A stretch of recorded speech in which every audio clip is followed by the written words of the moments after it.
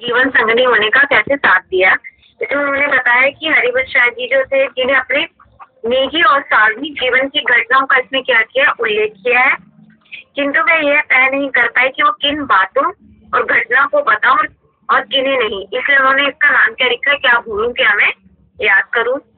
यह एक क्या है, एक असामंजस्य की स्थिति की रचना के नाम से स्पष्ट हो जाता है कि इस रचना में लेखक ने जीवन की उन घटनाओं का उल्लेख किया है जिसके द्वारा उसके जीवन और लेखन दोनों का क्या हुआ है, निर्माण हुआ है।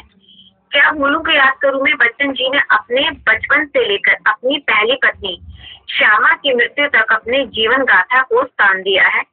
यह रचना बताती है कि तत्कालीन समय में समाज में धर्म और जातिवाद का बोलबाला था तथा ब्रिटिश शासन इसका लाभ उठाकर जनता का शोषण कर रहा था। इस रचना में हम देखते हैं कि बच्चन जी अपने जीवन की जिन सच्चाइयों से पाठकों को परिचित कराना चाहते थे वे तत्कालीन परिवेश से गहरे रूप में जुड़े हुए थे। उन्होंने नायक साहब, राधा बुआ, बाबा भोलानाथ, पत्नी श्यामा, मित्र चंपा आदि लेखक के जीवन के और युगीन परिवेश से संबंध रखते हैं। मतलब जो ये पात्र के और आपको और पात्र मिल जाएंगे आत्मकथा में, ठीक है। इस तरीके से में लोगों के प्रति भाव तथा जीवन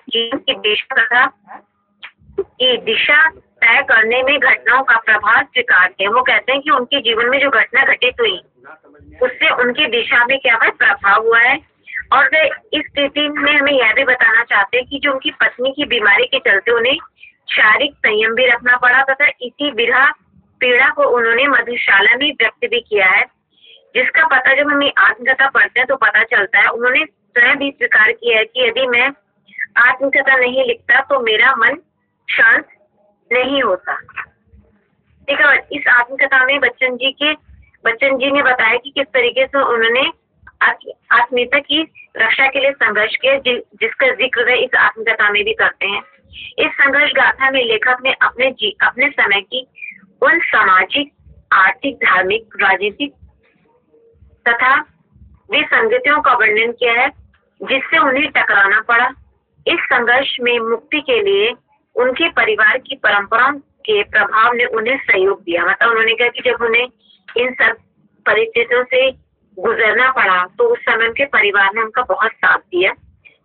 अपनी शिक्षा तथा बाद में पत्नी की बीमारी के दौरान सदैव आर्थिक कठिनाइयों का भी उन्हें सामना करना पड़ा, जिसे उन्होंने मार्मिकता के साथ व्यक्त किया है। उन्होंने समाज में फैले भ्रष्टाचार का सामना भी करना पड़ा, जिसमें उन्होंने अपने स्कूल में देशभक्ति के नाम पर 25 की जगह 65 रुपए पर भी हस्ताक्षर कराए जाते थे। मतलब जब हम आत्मकथा पढ़ेंगे तो हमें पता चलेगा कि बच्चन जी ने किस तरीके से जीवन जिया है और किस तरीके से उन्होंने अपने जीवन में परिस्थितियों का सामना करना पड़ा और किस तरीके से परिवार ने उनका सहयोग दिया। लेखक ने अपने लेखन के आरंभ में प्रयासों का ही वर्णन किया। जब आप एक मूल ग्रंथ इसका पढ़ेंगे तो जब भी हम मूल ग्रंथ उठाते हैं तो सबसे पहले हम पढ़ते तो उसमें उन्होंने यही दिखाया कि किस तरीके से उन्होंने संघर्ष किया और उस संघर्ष में उन्हें किस तरीके से समाज में जैसी परिस्थितियों का उन्होंने सामना करना पड़ा। और उन्हें यह भी बताया कि जो उनकी पहली पुस्तक के प्रकाशन का अनुभव उन्हें कैसा रहा तथा किस प्रकार उन्हें कवि बनने का मार्ग भी चुना। कि उन्होंने जब अपनी पहली पुस्तक लिखी तो किस तरीके से उन्होंने प्रकाशन किया और कैसा उन्हें अनुभव हुआ, कैसा उन्हें महसूस हुआ और किस तरीके से वे कवि बनने के मार्ग पर भी चले। अपनी आत्मकथा में बच्चन जी ने देश की राजनीतिक स्थिति का भी चित्रण खींचा है। गांधी जी के प्रभाव से लेखक जुलूसों में भी शामिल हुए हैं, नारे भी लगाए, घर में चरखा भी चलाया है और अनेक क्रांतिकारियों को उन्होंने अपने घर में जो है वो आश्रय भी दिया है। यही उनका जो राजनीतिक संघर्ष में इनका यह योगदान कहा जा सकता है। मतलब अगर हम ये मान के चले कि राजनीति में उन्होंने संघर्ष कैसे किया, उन्होंने संघर्ष ऐसे किया, उन्होंने कुछ क्रांतिकारियों को सहयोग दिया और खुद ने भी भाग लिया। बच्चन की जब हम आत्मकथा देखते हैं तो हम उसमें कुछ ऐसे लोगों का भी उन्होंने जिक्र किया है जो उनके संघर्ष तथा जीवन के उनके साथी रहे थे और जिन्होंने उन्हें अपना व्यक्तित्व बनाने में बड़ा सहयोग दिया।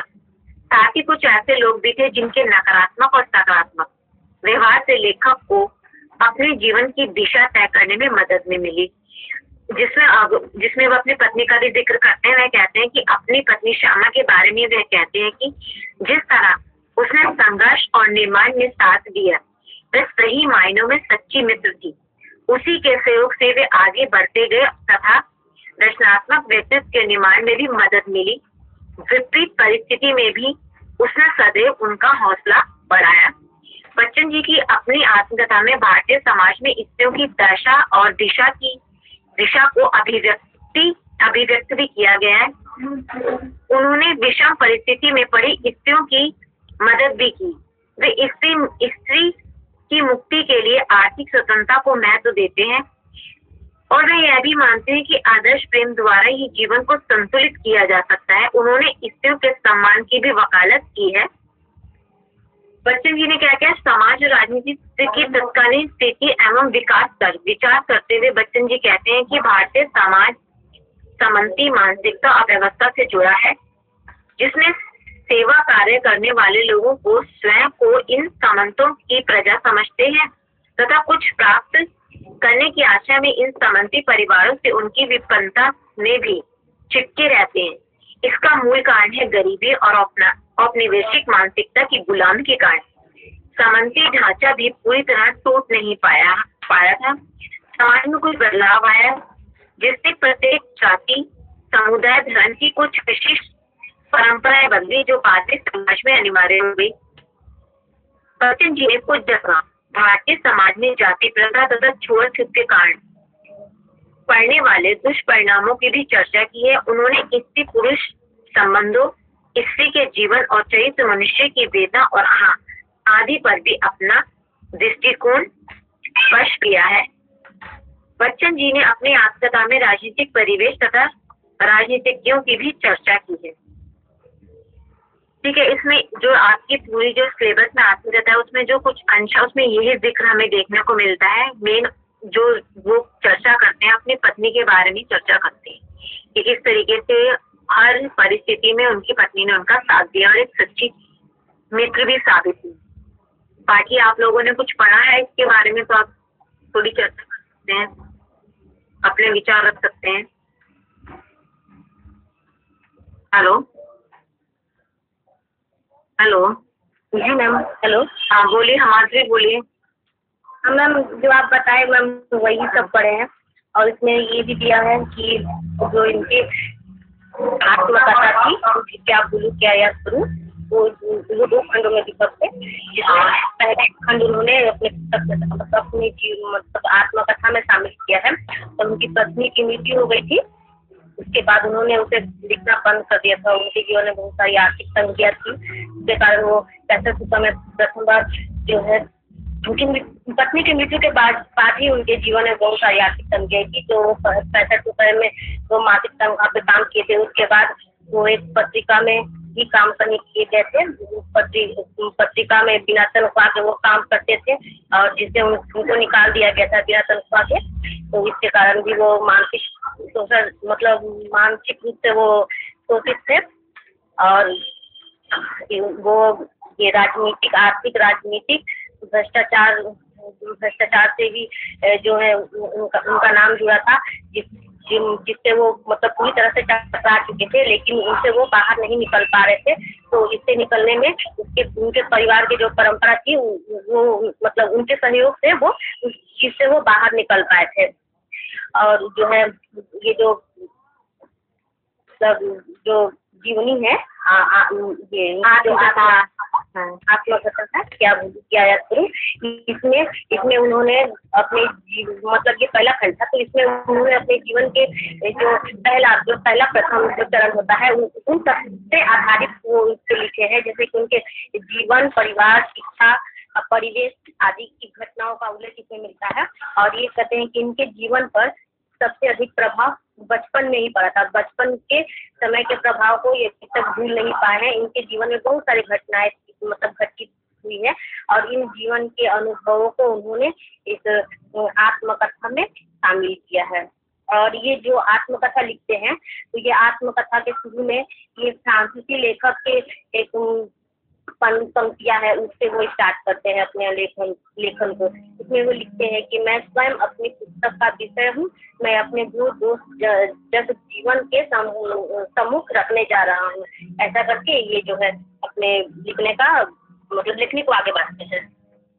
हाँ मतलब वो ये कि किस तरीके से, मतलब वो यही मैं बता रही हूँ जो मैंने आपको बताया था अभी, कि मतलब अपनी आत्मकथा में वो अपने संघर्ष के बारे में लिखते हैं, किस संघर्ष से प्रेरणा मिली, कहाँ से उन्हें नकारात्मक और सकारात्मक दोनों तरीके का उनको उनके जीवन में व्यक्ति आए, किस तरीके से उनको उनके जीवन को प्रभावित किया और उनका प्रभाव कैसे उनकी रचनाओं पर भी पड़ा, और जहाँ पर जब उनकी पत्नी उनका साथ छोड़कर चली गई, किस तरीके से उनकी बीमारियों से बीमारी के बाद छोड़ के जाने के बाद उन्होंने किस तरीके से मानसिक पीड़ा से गुजरना पड़ा, क्योंकि वो अपनी पत्नी से बहुत ज्यादा अटैच थी, बहुत प्रेम था उनको उनसे।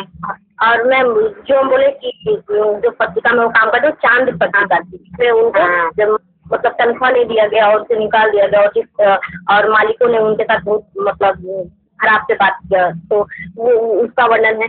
और ये भी है कि उन्होंने मतलब पत्नी के गुजरने के बाद जो उन्हें दुख हुआ था, वो उसकी पीड़ा जो है वो बर्दाश्त नहीं कर पाई, वो पीड़ा मतलब बहुत अधिक कष्टदायक था, जिसे उन्होंने अपनी कविता मधुशाला का माध्यम भी बनाया था। और तो मैम घूम फिर के ना ये जो है मतलब सामाजिक मतलब एक ये जो मतलब जो है आत्मकथा है, इसमें वो अपने जो जीवन के जो मतलब बचपन से लेकर तक के जो समय थी, तो उस समय के बीच के अनुभव को उन्होंने इस आत्मकथा में व्यक्त किया है, जिसमें राजनीतिक, सामाजिक, धार्मिक और भ्रष्टाचार से जुड़े जितने भी चीजें हैं, विसंगतियां हैं, उन सब का उन्होंने वर्णन किया है बारीकी से। और बस यही है मैम। हाँ इतना ही है, आपके जो सिलेबस में दिया हुआ यही तो मैंने आपको बताया था। बाकी आप इसमें कुछ पॉइंट्स लिखना चाहते हैं नैना जी, तो मैं पॉइंट्स लिखवा दूँ, या कुछ अपने विचार रखना चाहते हैं, आप खुद से पॉइंट्स बना लेंगे इसमें? पॉइंट्स बता दीजिएगा मैम, पॉइंट्स बता दीजिए, अभी तो पढ़ी नहीं हूँ। चलो ठीक है, कोई नहीं, आप पॉइंट्स लिख लीजिए इसमें।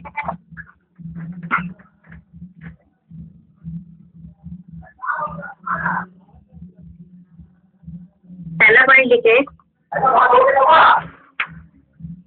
इस आत्मकथा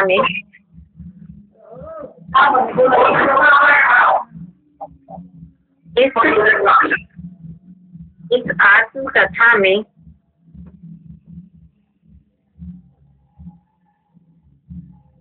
इस आत्मकथा में बच्चन जी ने अपने निजी एवं सार्वजनिक जीवन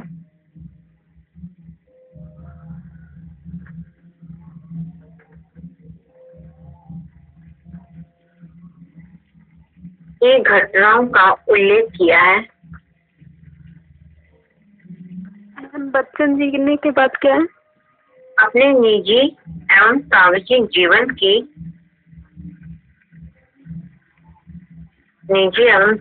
जीवन की घटनाओं का उल्लेख किया है।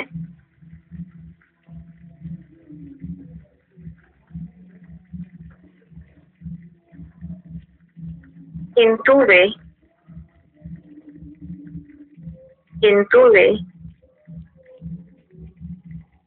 यह तय नहीं कर पाए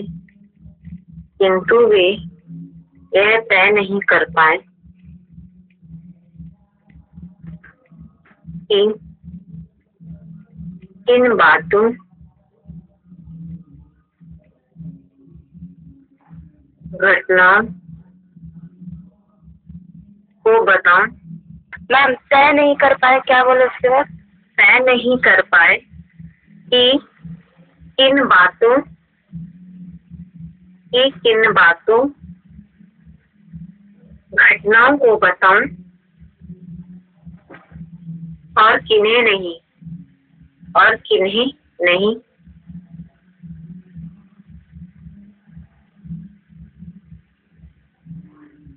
यह असमंजस्य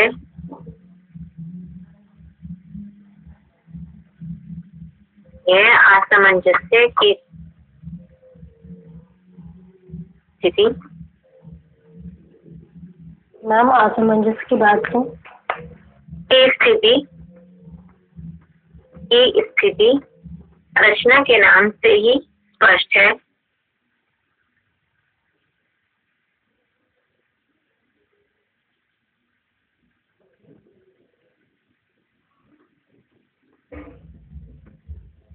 नेक्स्ट पॉइंट लिखिए।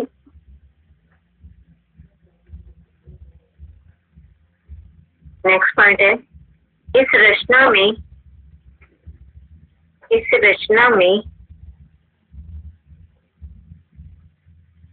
लेखक के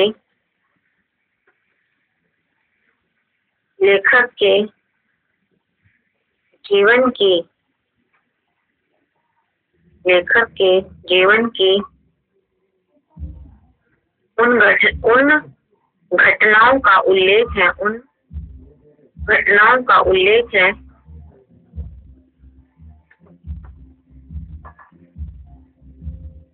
मैम फिर से रिपीट कीजिए ना, क्या बोला ना।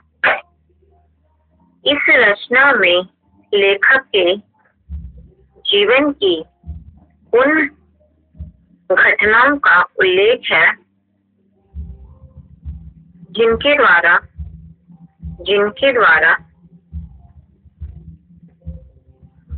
उसके जीवन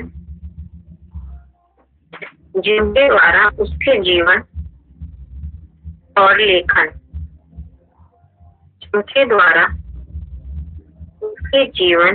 लेखन दोनों का निर्माण हुआ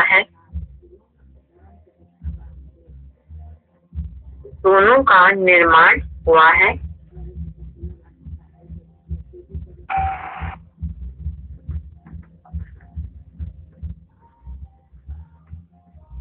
नेक्स्ट पॉइंट लिखिए। क्या भूलूं क्या याद करूं मैं,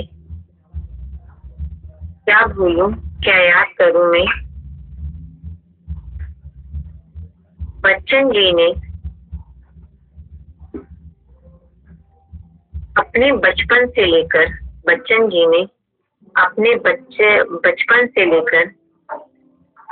अपनी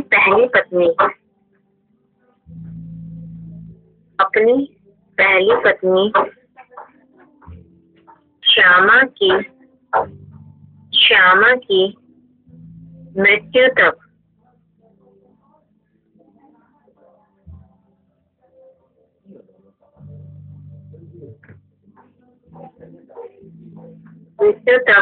अपनी जीवन गाथा को स्थान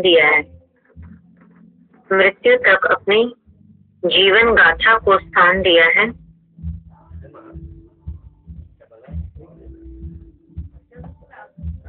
नेक्स्ट पॉइंट लिखिए।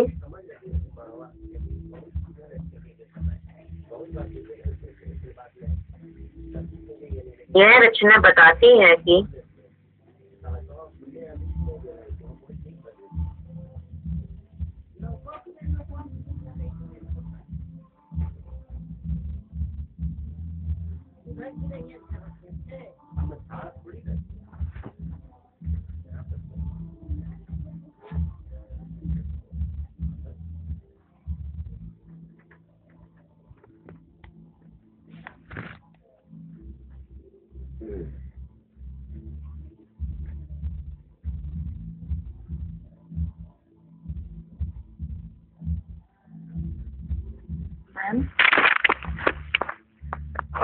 हेलो,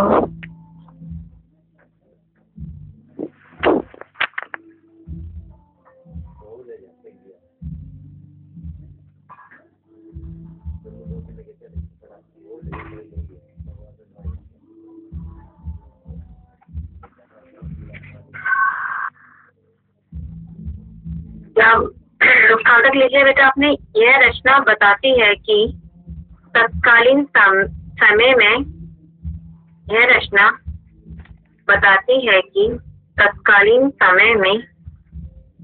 समाज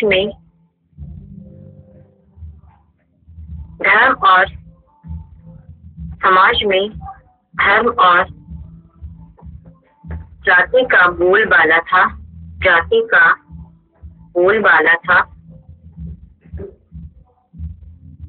तथा ब्रिटिश शासन इसका लाभ उठाकर ब्रिटिश शासन इसका लाभ उठाकर जनता का शोषण कर रहा था।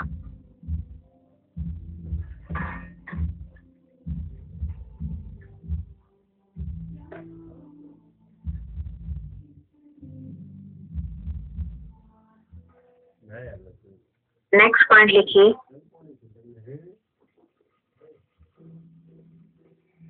इस रचना में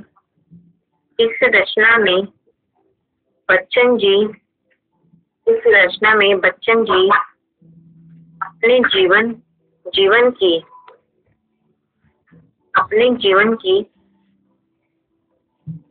जिन सच्चाइयों से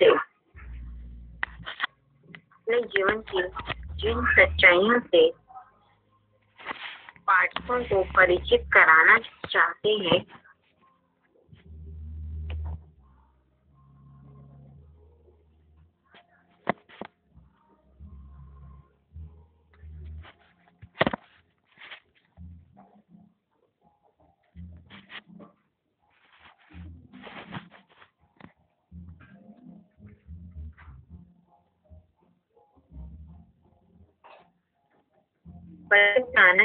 वे तत्कालीन परिवेश से गहरे रूप में जुड़े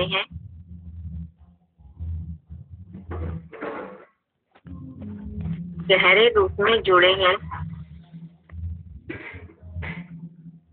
मैम एक बार दोबारा रिपीट कर देना ये लाइन।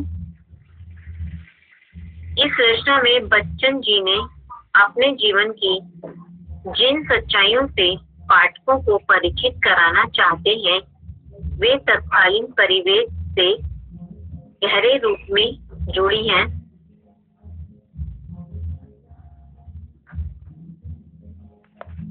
नेक्स्ट पॉइंट लिखिए। नेक्स्ट पॉइंट, बच्चन जी ने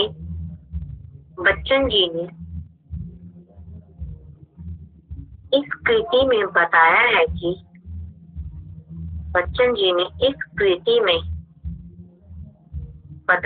कि पत्नी श्यामा की बीमारी के चलते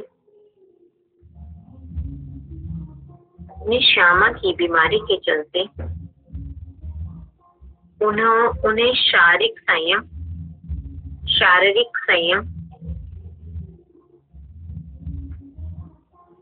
रखना पड़ा तथा इसी विरह पीड़ा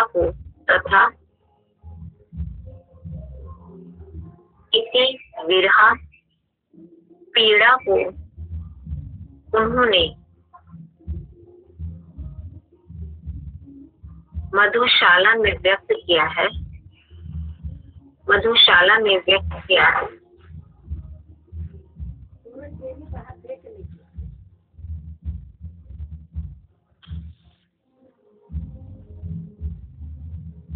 मैम विरह पीड़ा के बाद क्या बोले मैम? विरह पीड़ा को उन्होंने मधुशाला में व्यक्त किया है,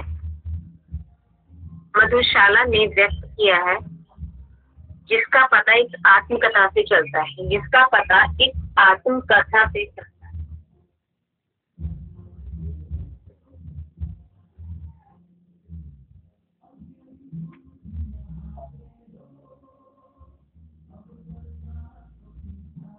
नेक्स्ट पॉइंट लिखिए। मैम जिसका पता इस आत्मकथा से चलता है।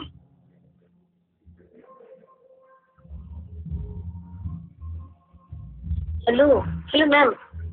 हेलो, हाँ बोलिए।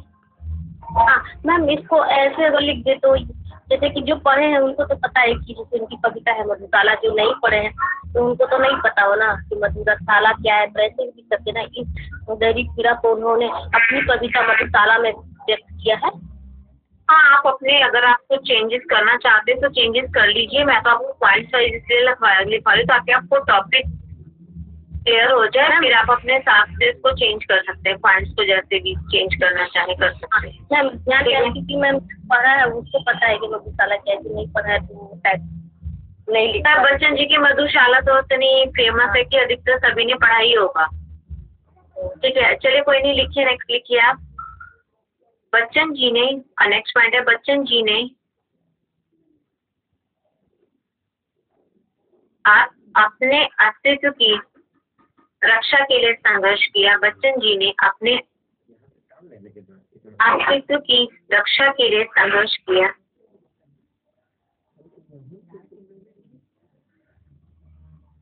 जिसका जिक्र इस आत्मकथा में है, जिसका जिक्र इस आत्मकथा में है।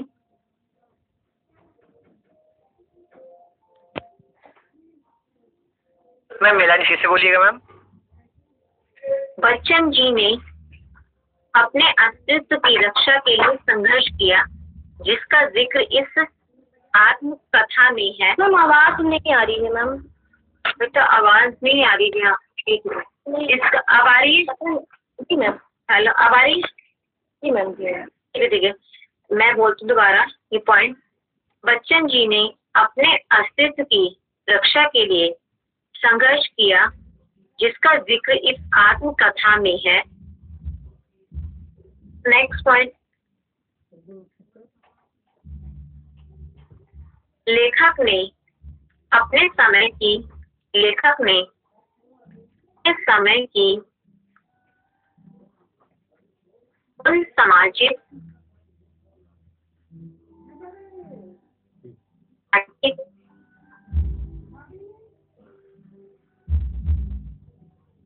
धार्मिक, राजनीतिक विसंगतियों का वर्णन किया है।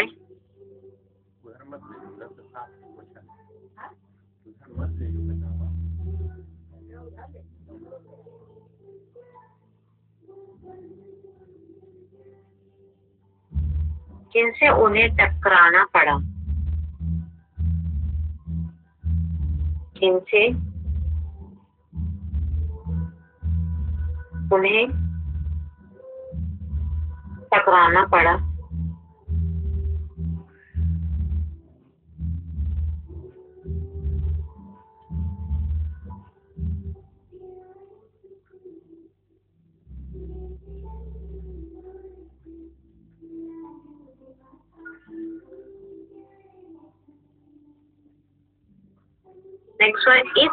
नेक्स्ट पॉइंट ये, इस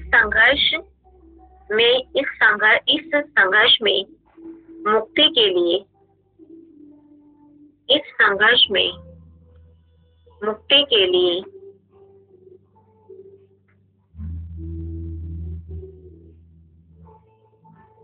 उनके परिवार की परंपराओं के प्रभाव ने उन्हें सहयोग दिया।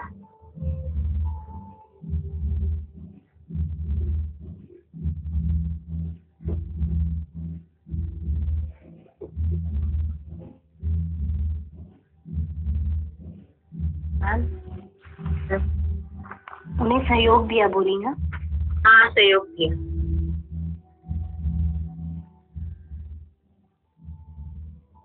नेक्स्ट पॉइंट लिखिए, लेखक ने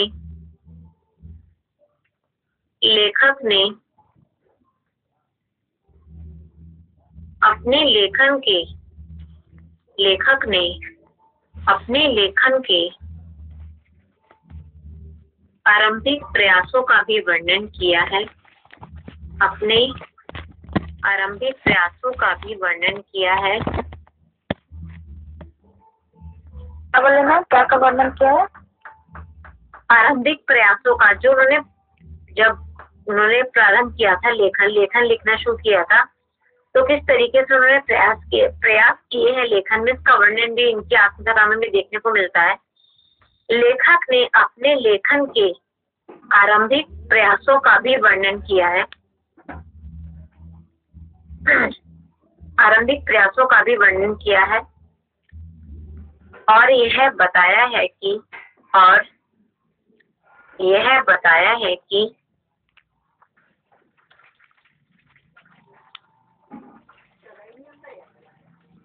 पहली पुस्तक के प्रकाशक का अनुभव कैसा रहा? पहली पुस्तक के प्रकाशन का अनुभव कैसा रहा?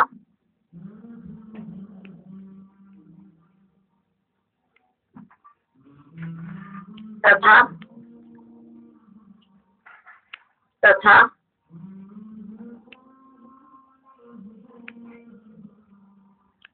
किस प्रकार उन्होंने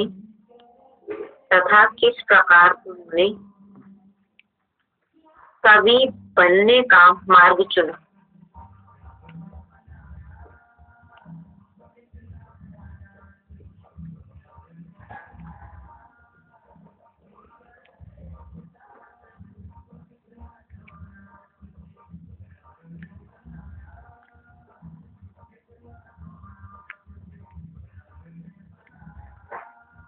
नेक्स्ट पॉइंट है, अपनी आत्मकथा में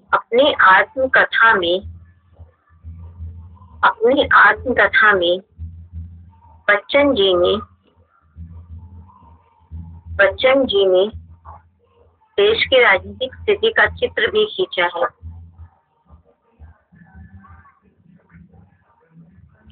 बच्चन जी ने देश की राजनीतिक स्थिति का चित्र भी खींचा है।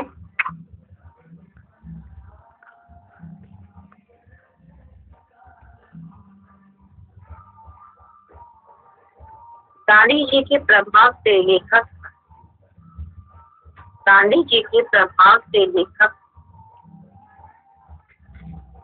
जुलूसों में शामिल हुआ। मैम लेखक के बाद लेखक जुलूसों में जुलूस निकलते हैं ना,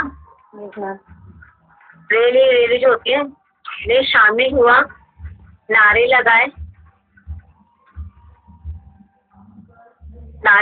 घर में चरखा चलाया,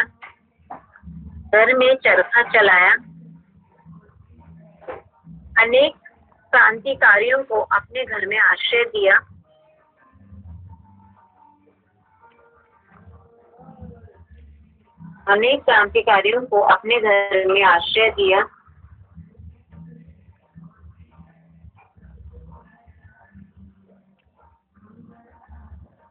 यही उनका राजनीतिक संघर्ष में योगदान कहा जा सकता है। यही उनका राजनीतिक संघर्ष में योगदान कहा जा सकता है।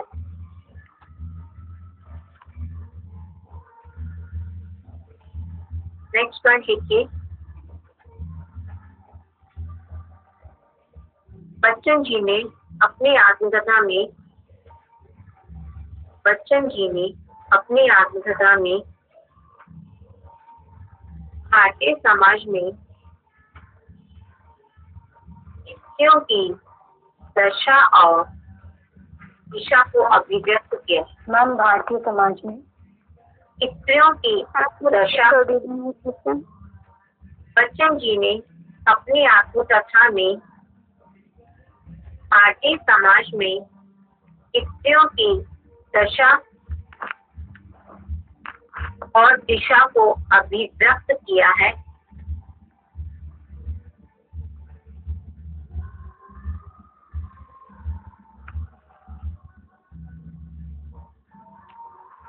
वे स्त्री की मुक्ति के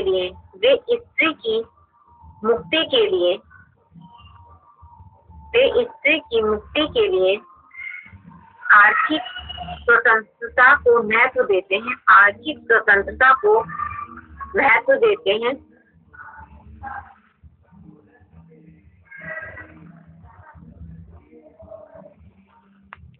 नेक्स्ट पॉइंट लिखिए, बच्चन जी ने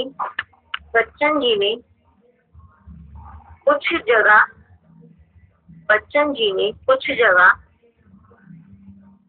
भारतीय समाज में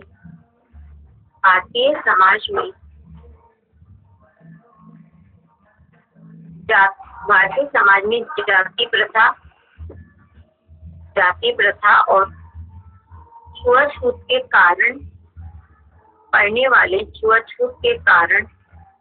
पढ़ने वाले दुष्परिणामों की भी चर्चा की।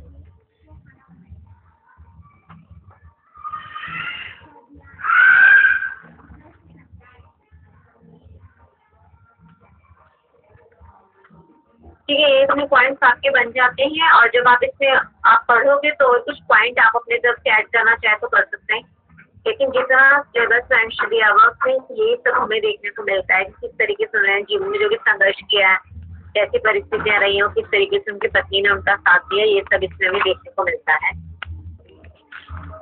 ठीक है, इससे रिलेटेड कुछ पॉइंट सबने लिख लिए? जी मैम। ठीक है, मैंने एक बार पॉइंट्स आप बोल दीजिए, जी मैम। किसी को छूटा होगा तो वो लिख लेंगे, रह गया हो। पॉइंट नंबर 1, इस आत्मकथा में बच्चन जी ने अपने निजी एवं सार्वजनिक जीवन की घटनाओं का उल्लेख किया है, किंतु वे यह तय नहीं कर पाए कि किन बातों घटनाओं को बताऊं और किन्हें नहीं। यह सामंजस्य की स्थिति रचना के नाम से ही स्पष्ट है। नेक्स्ट पॉइंट है, इस रचना में लेखक के जीवन की उन घटनाओं का उल्लेख है जिनके द्वारा उसके जीवन और लेखन दोनों का निर्माण हुआ है। नेक्स्ट पॉइंट, क्या भूलूं क्या याद करूं मैं, बच्चन जी ने अपने बचपन से लेकर अपनी पहली पत्नी श्यामा की मृत्यु तक अपनी जीवन गाथा को स्थान दिया है। नेक्स्ट पॉइंट, यह रचना बताती है कि तत्कालीन समय में समाज में धर्म और जाति का बोलबाला था तथा ब्रिटिश शासन उसका लाभ उठाकर जनता का शोषण कर रहा था। नेक्स्ट पॉइंट है, इस रचना में बच्चन जी ने अपने जीवन की जिन सच्चाइयों से पाठकों को परिचित कराना चाहते हैं वे तत्कालीन परिवेश के गहरे रूप में जुड़े हैं।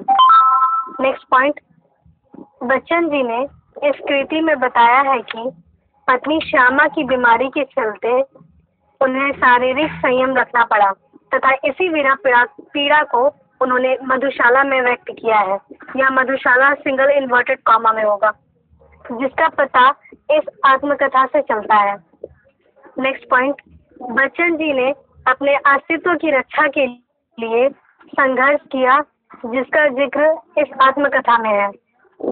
नेक्स्ट पॉइंट है, लेखक ने अपने समय की उन सामाजिक, आर्थिक, धार्मिक, राजनीतिक विसंगतियों का वर्णन किया है जिनसे उन्हें मैम ठुकराना पड़ा।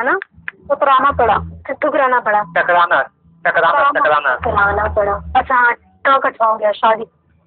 नेक्स्ट पॉइंट है, इस संघर्ष में मुक्ति के लिए उनके परिवार की परंपराओं में प्रभाव ने उन्हें सहयोग दिया। परंपराओं के मीनिंग। अच्छा, थैंक यू। नेक्स्ट पॉइंट है, लेखक ने अपने लेखन के आरंभिक प्रयासों का वर्णन किया है और यह बताया है कि पहली पुस्तक के प्रकाशन का अनुभव कैसा रहा तथा किस प्रकार उन्होंने कवि बनने का मार्ग चुना। नेक्स्ट पॉइंट है, अपनी आत्मकथा में बच्चन जी ने देश की राजनीतिक स्थिति का चित्र भी खींचा है। गांधी जी के प्रभाव से लेखक जुलूसों में शामिल हुआ, नारे लगाए, घर में चरखा चलाया, अनेक क्रांतिकारियों को अपने घर में आश्रय दिया। यही उनका राजनीतिक संघर्ष में योगदान कहा जा सकता है। बच्चन जी ने नेक्स्ट पॉइंट, बच्चन जी ने अपनी आत्मकथा में भारतीय समाज में स्त्रियों की दशा और दिशा को अभिव्यक्त किया है। वे स्त्री की मुक्ति के लिए आर्थिक स्वतंत्रता को महत्व देते हैं। नेक्स्ट पॉइंट, बच्चन जी ने कुछ जगह भारतीय समाज में जाति प्रथा और छुआछूत के कारण पड़ने वाले दुष्परिणामों का भी चर्चा किया है। Over to you ma'am. ये चलिए, अब आगे इसके कुछ क्वेश्चंस आप लिख लीजिए, ठीक है, फिर आप आंसर दे। ये पॉइंट्स मैंने आपको लिखवा दिए, अब आपको इनका आंसर देने में आसानी रहेगी। ठीक है, देखिए पहला क्वेश्चन लिख लीजिए, आत्मकथा की विशेषताओं के संदर्भ में, आत्मकथा की विशेषताओं के संदर्भ में क्या भूलूं क्या याद करूं का मूल्यांकन कीजिए।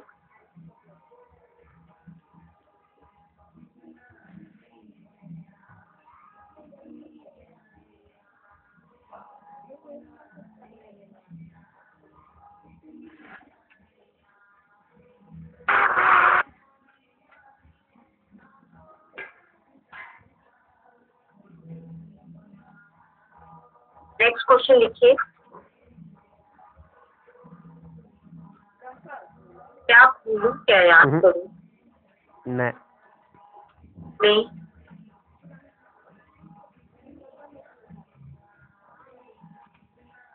सेकंड क्वेश्चन क्या है मैम? हाँ, सेकंड क्वेश्चन में लिखवा लो। क्या भूलूं क्या याद करूं मैं लेखकीय दृष्टिकोण का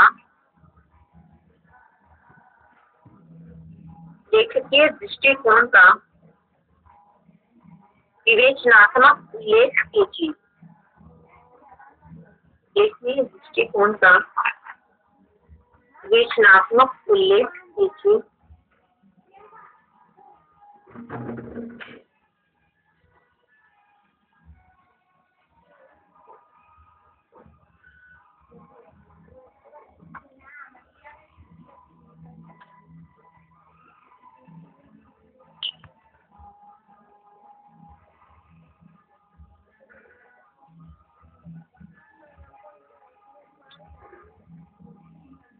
रिपीट प्लीज। क्या भूलूं क्या याद करूं मैं लेखकीय दृष्टिकोण का विवेचनात्मक उल्लेख कीजिए।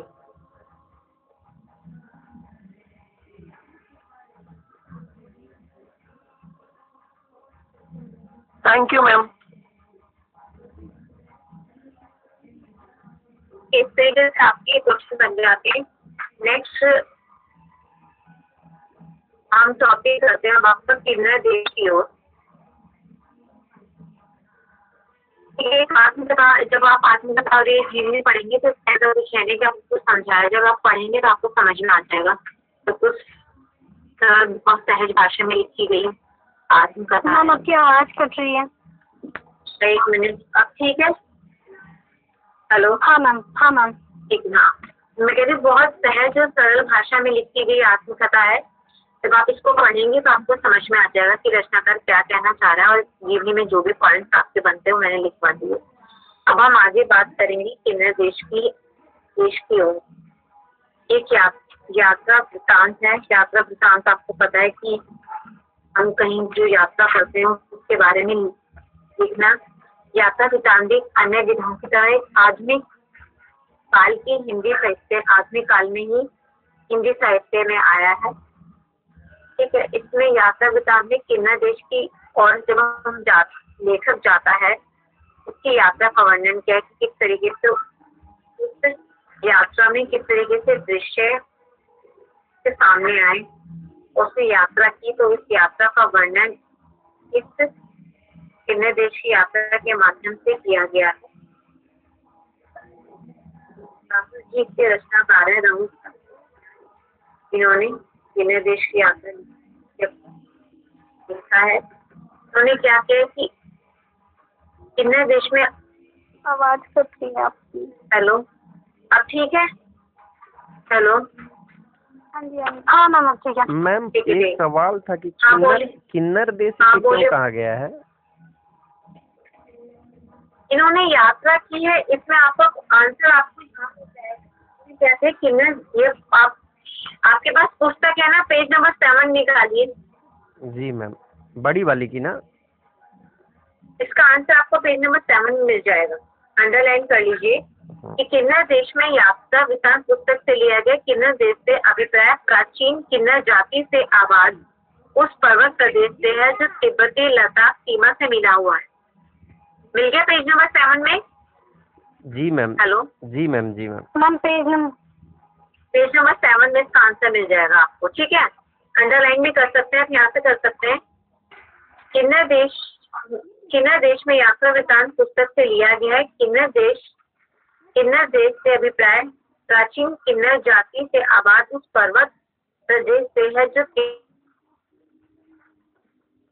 तिब्बत लद्दाख सीमा मिला है। पहले यह क्षेत्र पंजाब के अधीन था लेकिन आज हिमाचल प्रदेश के अंतर्गत आता है। ठीक है, अब इस यात्रा वृत्तांत के अंतर्गत इन्होंने लिखा है कि यात्रा में आने वाली व्यावहारिक कठिनाइयां और यात्रा के दौरान रहने सहने खाने पीने के आर्थिक व्यय का हिसाब किताब लगाने में जो तथ्य आंकड़े प्रस्तुत करता है। मतलब इसमें इन्होंने ये बताया है कि जब हम कोई यात्रा करते हैं तो उस यात्रा के दौरान हमें किस तरीके से किन किन चीजों का ध्यान रखना पड़ता है। जब हम यात्रा करते हैं तो कैसे तैयारी करनी पड़ती है, और जब हम यात्रा करते हैं तो यात्रा की जो हमें परिस्थितियों का सामना करना पड़ता है, कैसा अनुभव होता है, उस यात्रा का अनुभव हमें यात्रा वृत्तांत में देखने को मिलता है।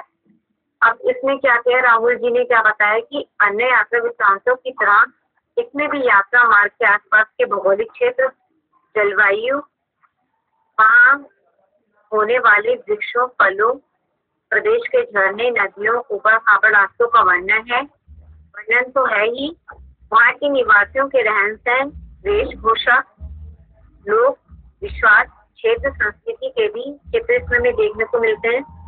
पर्वत प्रदेश की यात्रा कठिन और कष्टदायक तो होती है, और इसमें लेखक जो है वो 55 साल की आयु में यात्रा कर रहा है। इसमें क्या है, लेखक को बीमारी भी है, उसके लिए ये यात्रा करना और भी कष्टदायक हो जाती है। लेखक ने इस यात्रा की कठिनाइयां और कटु अनुभवों का यथार्थ चित्रण से प्रस्तुत किया है। रचना के आरंभ में ही वह कह देता है कि पहाड़ में अकेला खच्चर ही नहीं जाया जा सकता, इसलिए सामान के लिए 2 खच्चर और सवारी के लिए 1 घोड़े का प्रबंध किया गया है। लेखक ने इस रचना में अपना ध्यान प्रदेश में निवासियों के जीवन और उनकी समस्याओं पर अधिक केंद्रित किया है, और उन्होंने बताया कि मेले में लौटती हुई बनी ठनी नारियां गीत गाती हैं, किन्नर प्रदेश की स्त्रियां पूर्ण साड़ी अर्थात लंबा चौड़ा कंबल पहनती है, जिसे पहनकर सिर को छोड़कर उनका सारा शरीर ढक जाता है। मतलब इन्होंने क्या किया है कि यात्रा वृत्तांत में हमें क्या होता है कि यात्रा जब हम करते हैं उस यात्रा में किस तरीके से कठिनाइयों का सामना करना पड़ता है, और जब हम यात्रा करते हैं यात्रा का वर्णन लेखक ने इस यात्रा वृत्तांत में किया है। ठीक है, किस तरीके से वहाँ के जो रास्ते हैं और किस तरीके से यात्रा करते हैं, जिस रास्ते हैं, पहाड़ियाँ जो पड़ती हैं, पहाड़ियों का वर्णन उन्होंने किया है, नदियाँ पड़ी हैं तो नदियों का वर्णन किया है। पूरे दृश्य हमारे सामने खींचती है यात्रा वृत्तांत के माध्यम से। आप इसको देख सकते हैं, पेज नंबर 7 में आपका सारा इसमें दिया हुआ है। देखिए इसमें लिखा है, इसमें लिखा है यात्रा वृत्तांत में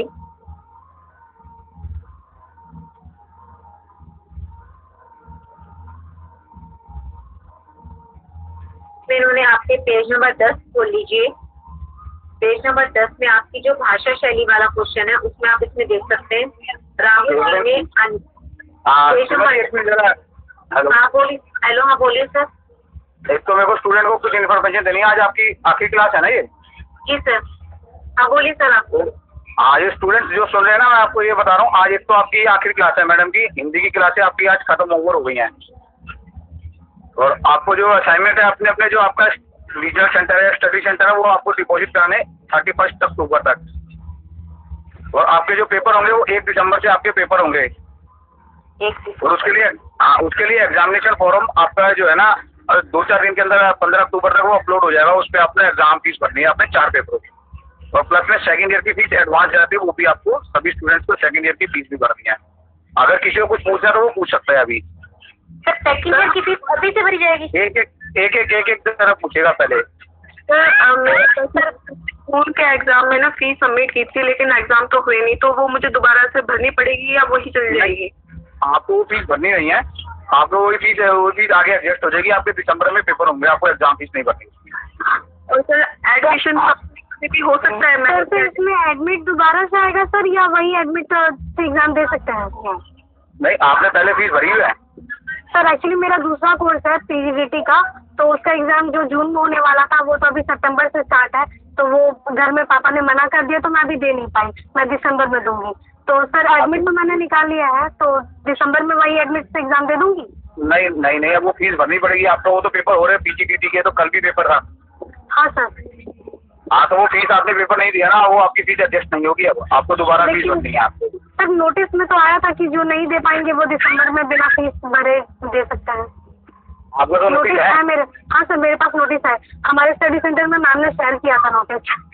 चलो फिर ठीक है, अगर मान लो वो नोटिस है तो कोई प्रॉब्लम नहीं है उसमें, आपको वही रखना, अगर कोई प्रॉब्लम होगी तो वो नोटिस आपको दिखाना पड़ेगा करके। ओह अच्छा ठीक है सर। सर मैं 2019 की सर स्टूडेंट हूँ। मैंने री रजिस्ट्रेशन भी भर दिया था सर, और मैंने एग्जाम फीस भी भर दी थी। तो सर मुझे तो कुछ नहीं करना ना जी? नहीं, अब आपको कुछ नहीं करना, आपको दिसंबर में आपके पेपर। ओके। री रजिस्ट्रेशन ऑन है या भी मतलब ऑफ हो चुका है क्या? री रजिस्ट्रेशन अभी 10 अक्टूबर लास्ट डेट हो सकता है पड़े, आप एक बार उस पर चेक करो वेबसाइट में ना, और उसी दिन ग्रुप में भी तो डाला था री रजिस्ट्रेशन का। अभी एक मिनट को अभी बताता हूँ, एक सेकंड बोलता हूँ। री रजिस्ट्रेशन के बारे में बोल रहे हो ना आप? जी सर सेकेंड ईयर के लिए सर।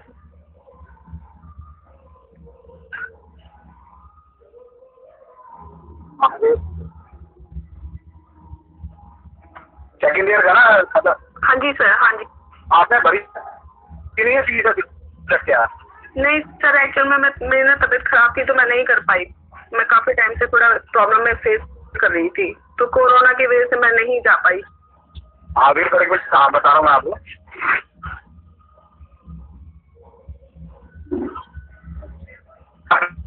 नहीं हो गया? हेलो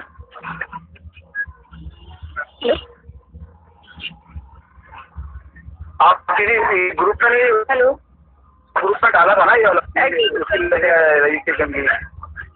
नहीं सर, वो एक्चुअली मेरे पास वो वाली सारी इन्फॉर्मेशन है ही नहीं। री रजिस्ट्रेशन की डेट ना 10 तारीख थी, आपको बताओ। तो जो री रजिस्ट्रेशन की डेट थी वो, तो आप वेबसाइट पे आप कौन सा स्टडी सेंटर कौन सा है आपका? हेलो जी सर, आपका रजिस्ट्रेशन सेंटर कौन सा है? आपके कौन से तो कौन सा स्टडी सेंटर है? रजिस्ट्रेशन सेंटर कौन सा है आपका? द्वारका सर। आप बताओ। द्वारका है सर, द्वारका वाला है सर। द्वारका की वेबसाइट पे देखो ना, उस पर डाला हुआ ऑनलाइन, उसकी वेबसाइट पे आपने देखा नहीं? द्वारका की वेबसाइट पे नहीं सर, द्वारका की वेबसाइट पे डाला हुआ है हमने इन्फॉर्मेशन की 10 तारीख की, ज़्यादा मेरे को बोले जाना 10 अक्टूबर से आप चेक कर लो, बड़ी इतनी बड़ी बात है।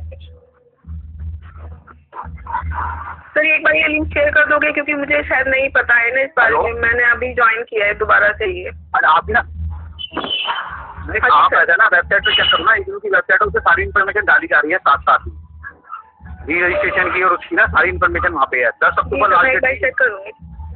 10 अक्टूबर थी लास्ट डेट, पता नहीं बढ़ाई है नहीं बढ़ाई है, अब चेक कर लेना एक बार ना। और किसी ने कुछ पूछना है? सर हमारा एग्जाम 1 तारीख से होगी दिसंबर में। 1 दिसंबर को आपका एग्जाम होगा, 2 को पहला एग्जाम है MSD2 का। सर एग्जाम हम लोग का क्या ऑफलाइन होगा? ऑफलाइन एग्जाम होंगे सेंटर पे जाके ना। सर हेलो सर, आप सेकंड ईयर का क्या बोले सर, वो वाला फिर से एक बार क्लियर कर दीजिए सर। सेकंड ईयर की आपको सेकंड ईयर की रजिस्ट्रेशन फॉर्म जमा कराना है, सेकंड ईयर का फॉर्म आपको पहले ही जमा होना है। स्टूडेंट को कौन से? फर्स्ट ईयर वाला स्टूडेंट को जमा? हाँ फर्स्ट ईयर वाले स्टूडेंट को सेकंड ईयर का फॉर्म पहले ही जमा होता है। आपका एडमिशन कौन से ईयर का? 2020 में किया था जनवरी में? कब लिया था? ये 2019 दिसंबर। हाँ जनवरी 2020 है ना। हाँ अभी फॉर्म निकलेगा, अभी निकला नहीं है आपका सेकंड ईयर का फॉर्म ना, अभी निकलेगा। हाँ वेट करो उसके लिए। हेलो सर, दिसंबर सर मैं ना, मेरा एडमिशन जो है वो जुलाई 2019 का, अभी तक एग्जाम नहीं हुआ था, तो सर दिसंबर में होंगे हमारे भी एग्जाम? हाँ एग्जाम होंगे। आपने फीस भरी थी एग्जाम? जी सर हमें डाल दिए। दिसंबर में पेपर है। और सर उसमें जो असाइनमेंट जमा करना होगा वो जुलाई वाला ही रहेगा ना सर, कि जो चेंज हुआ या फिर इधर का? वही पुराने वाला ही है। वही है ना सर? Thank you. और कितना कुछ? हेलो सर बता सकते हैं सर ये exam sir? Hello sir, sir थोड़ी प्रॉब्लम है, आप बता सकते हैं कि 1 तारीख दिसंबर तो कब तक चलेगी? 1 दिसंबर से 31 तक। आपके 4 पेपर है ना? 2, 3, 4, 6? जी मैम सर। तो 2, 3, 4 और 6 तारीख को ही पेपर होंगे ये। तब सर 10 तारीख के भीतर तक मतलब खत्म हो जाएगी ना? हाँ सर हेलो बोलिए।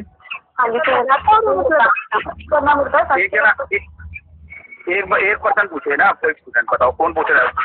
अवंतिका बात कर रही हूँ। कोई आप बोलिए। एग्जाम फॉर्म भी सबमिट करना पड़ता है क्या? फर्स्ट ईयर वालों को मैंने जनवरी में एडमिशन लिया था। हाँ, अभी आपका एग्जाम फॉर्म निकलेगा और सेकंड ईयर की फीस दोनों जमा करनी है आपको।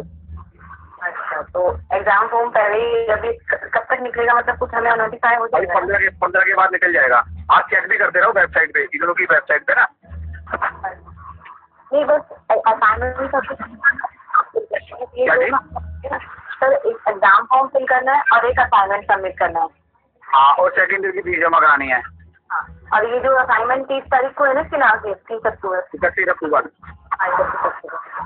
सर ठीक है। Hello sir, assignment offline submit कराना है? ऑफलाइन नहीं ऑनलाइन PDF फॉर्म में जमा कराने हैं। हेलो सर, आप और कौन सा बॉय कौन सा जो पूछ रहा है? हेलो सर, आप पूछिए। असाइनमेंट के मार्क्स कब तक अपलोड हो जाएंगे, बता सकते हैं आप? 30 अक्टूबर तक जमा कराने हैं। उसके बाद जो है ना 15-20 महीने तक अपडेट हो जाते हैं।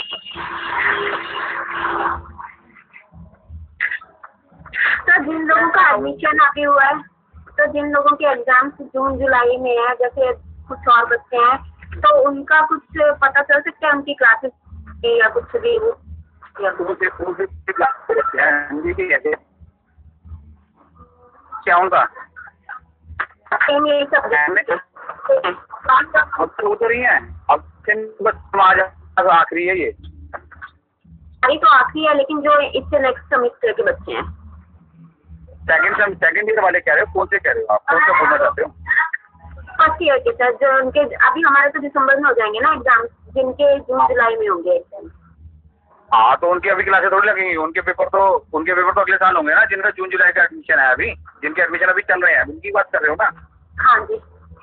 हाँ, तो उनकी क्लासेस अगले साल लगेंगी, अभी नहीं लगेंगी। उनकी तो जनवरी फरवरी में लगेंगी सर। हाँ। हेलो सर, आप पूछिए। सर बोले असाइनमेंट के कितने लोगों ने सुना है कि ऑनलाइन ऑफलाइन क्या जमा कंफ्यूज है सर, इसीलिए कहा कि मैंने ऑफलाइन जाके सेंटर में जमा किया है। क्या करा है आपने? मैंने बहुत दिन से सुना है, मैसेज आया है ग्रुप में कि ऑफलाइन भी जमा होता है क्या असाइनमेंट? नहीं ऑनलाइन जमा हो रहे हैं अभी। नहीं सर, एक बात मैं बोलना चाहूँगा। स्टडी सेंटर में ऑफलाइन भी सबमिट हो रहा है। हर स्टडी सेंटर का सर अलग है। देखो ऐसा है हमारे। हाँ, हम समझ रहे हैं सर। वो आप अपने स्टडी सेंटर के बोल रहे हैं, सत्यवती कॉलेज के। लेकिन ये जो किरण जी है वो कोलकाता से हैं और वो कोलकाता से बोल रही हैं। तो देखिए किरण जी, हर स्टडी सेंटर और हर रीजनल सेंटर अपने अपने तरीके से असाइनमेंट जमा करवा रही है। तो आप इससे कंफ्यूजन ना हो, आप सिर्फ अपने स्टडी सेंटर के बारे में समझें कि क्योंकि आपको अपने स्टडी सेंटर में अगर ऑफलाइन जमा होता है तो अगर आपके स्टडी सेंटर वाले ऑफलाइन ले रहे हैं तो आप उनको ऑफलाइन जमा करा सकते हो। हाँ, उसमें कोई प्रॉब्लम नहीं है। वो तो डिपेंड कर रहा है कि आपके स्टडी सेंटर के ऊपर। अब हमारे यहाँ तो कोरोना बहुत ज्यादा जो है स्प्रेड हो चुका है, तो हम तो दिल्ली में ले नहीं रहे हैं। हमारे यहाँ तो सारे ऑनलाइन जमा करा रहे हैं स्टूडेंट। अच्छा, फिर फीस सारी ऑफलाइन ही हो जाएगी जमा, जो सेकंड ईयर की करनी है और एग्जाम फीस भरनी है वो सब ऑनलाइन जमा होगी। वो एग्जाम फीस ऑनलाइन ऑफलाइन नहीं होती। ओके, तो ये इन्हीं असाइनमेंट के साथ ही कर दे या इसकी कोई लास्ट डेट होती है? उसकी अभी डेट अभी आएगी, अभी आई नहीं ना फॉर्म। ओके ओके, अभी अपलोड होगा। दादी मेरा तो आप 28 हो ना? जी जी। हाँ, तो मैम बोली थी 20 तारीख तक अपलोड हो रहा है वहाँ पे। ऑफलाइन जमा ले रहा है और ऑनलाइन भी है, दोनों ऑप्शन है हम लोग के पास। जो अच्छा, कितना बोले आप? 26 तारीख। मैं आपको एक बात बोलूँ, आप कोशिश ये करिए ऑनलाइन जमा कराओ। हाँ, ये दोनों हम सारे स्टूडेंट ऑनलाइन। एक मिनट रुको, मेरी बात मेरे को बोलने दो। आप जो है ना माइक ऑफ करो।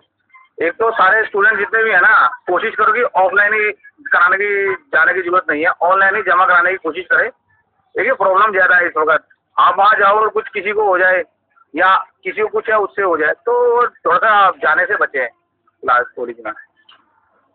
जी सर, ऑनलाइन PDF बना के बहुत सारे वो आ गए, उनको PDF से एक फाइल करके लोड करो। सारी चारों फाइलें एक ही मेल पे भेजो मत, एक फाइल एक मेल से भेजो तो वो आराम से चली जाएगी। चेक वैसे ही होने हैं, ऑनलाइन कर भेजो चाहे ऑफलाइन, उससे कोई प्रॉब्लम नहीं है। लेकिन ऑफलाइन में थोड़ा सा प्रॉब्लम है, जाने आने में प्रॉब्लम है थोड़ा सा। और जो जाने के चक्कर में आप बोलो। सर हम लोगों की हद तक कोरोना स्प्रेड हो गया, तो सर हम लोगों के ऑफलाइन एग्जाम क्यों हो रहे हैं सर? देखो यूनिवर्सिटी तो अपना यूनिवर्सिटी का डिसीजन है, तो जब ऑफलाइन अगर एग्जाम हो रहे हैं, हमारे यहाँ पे भी सेंटर है, मैं रोज पेपर में ही करवाता हूँ। हम हमारे प्रॉपर जो है ना सैनिटाइज कराते हैं, बाहरी चेकिंग होती है पूरी, सब कुछ प्रॉपर चीज होती है, तो उसका तो हम पूरा प्रॉपर इंतजाम रखा गया हमने। भीड़ हम होने से एक बच्चे को दो फीट दूर बिठाते हैं ऑलरेडी। सर कितने बच्चे तो अभी सर बीमारी पर पड़े हुए हैं सर, कितने को लॉस होगा ना सर इस टाइम? अब वो तो देखो, तभी तो हमारे यहाँ पे हमने ऑफलाइन इसलिए नहीं ले रहे, हम तो ऑनलाइन ही लेते हैं। ऑफलाइन हम किसी को डील नहीं करते, कॉलेज के गेट के बाहर से उनको हम मना कर देते हैं। तो जो चीज हो रही है उसको करो। सर ये बॉम्बे का तो कुछ अटकता ही नहीं है सर कॉलेज का। कौन सा? मुंबई की कॉलेज का तो कुछ अटकता ही नहीं है सर। आप मुंबई से हो? कहाँ से हो? मुंबई से।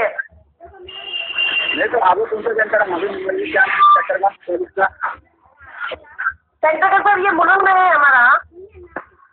तो आप फोन नहीं उठाते सर, फोन नहीं उठाते सर, कुछ भी नहीं है इन्फॉर्मेशन। क्लास भी नहीं लेते क्या वो? नहीं क्लास में आप लोगों की क्लास अटेंड कर रहे हैं, दिल्ली वालों की, कभी कलकत्ता वालों की, अहमदाबाद का यही हाल है, कुछ नहीं चला। अहमदाबाद से ऐसे कोई इन्फॉर्मेशन नहीं, बॉम्बे की तो कुछ भी नहीं इन्फॉर्मेशन सर। देखो आप देखिए, हम तो अपने हमारे यहाँ तो इन्फॉर्मेशन सारी है, हमारे सारे स्टूडेंट को हम इन्फॉर्मेशन भेजते हैं, मेल से भी भेजते हैं। अब ये क्लासेस भी हमें अरेंज करा ही रहे हैं। हमने पूरी प्रॉपर क्लासें लगाई हैं। आप देखो, अगर आपको कोई कंफ्यूजन है तो आप मेरे से पूछ सकते हो, कोई प्रॉब्लम नहीं है, मैं आपको बता दूंगा। बात वही होती है, सब जगह सेम होता है। अगर आपको हेलो क्या पूछे? हेलो आप पूछिए सर, आपका नंबर दीजिए ना सर। हाँ नंबर आप लिख लो, मेरा नंबर लिख लो। हाँ मेरा नंबर लिख लो, जिसको कोई इन्फॉर्मेशन चाहिए। सर एक मिनट प्लीज, मैं शेयर कर देता हूँ ना आपको। हाँ शेयर कर दीजिए सर आप। एक मिनट रुको, मैं शेयर कर देता हूँ। हाँ थैंक यू सर। तो कोई प्रॉब्लम नहीं है, किसी को पूछना हो वो पूछ लेगा, या मैसेज व्हाट्सएप कर दोगे ना, मैं व्हाट्सएप पे जवाब दे दूंगा, कोई प्रॉब्लम नहीं है। सर एक बार मेरा जो है ये मेरा व्हाट्सएप नंबर है। सर एक बार द्वारका जो रीजनल सेंटर है उसका मुझे लिंक शेयर कर दो, मुझे नहीं मिल पा रहा है सर। मैं द्वारका का आप RCD3 लिखोगे ना, RCD3 Dwarka IGNOU regional centre, उस पर आपको गूगल पे लिखोगे ना, वो लिंक आ जाएगा नीचे, वेबसाइट आ जाएगी। जो आपका रीजनल सेंटर दिल्ली 3 है वो। ठीक है सर, थैंक यू सर। ठीक है, और किसी को कुछ पूछना तो पूछिए, नहीं तो ये क्लास चालू है अभी ना, लास्ट क्लास है मैडम, इसको ओवर भी करेंगी आज ना।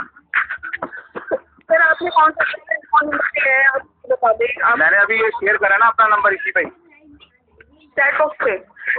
हाँ चैट बॉक्स पे देखो आ रहा है।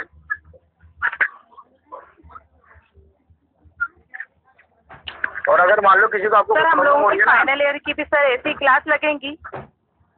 फाइनल ईयर की भी अभी देखो क्या कह सकते हैं, अगर कोरोना का ये जो स्प्रेड रुक जाता है, थम जाता है, कोई मेडिसिन आ जाती है तो ऑफलाइन क्लास लगाएंगे।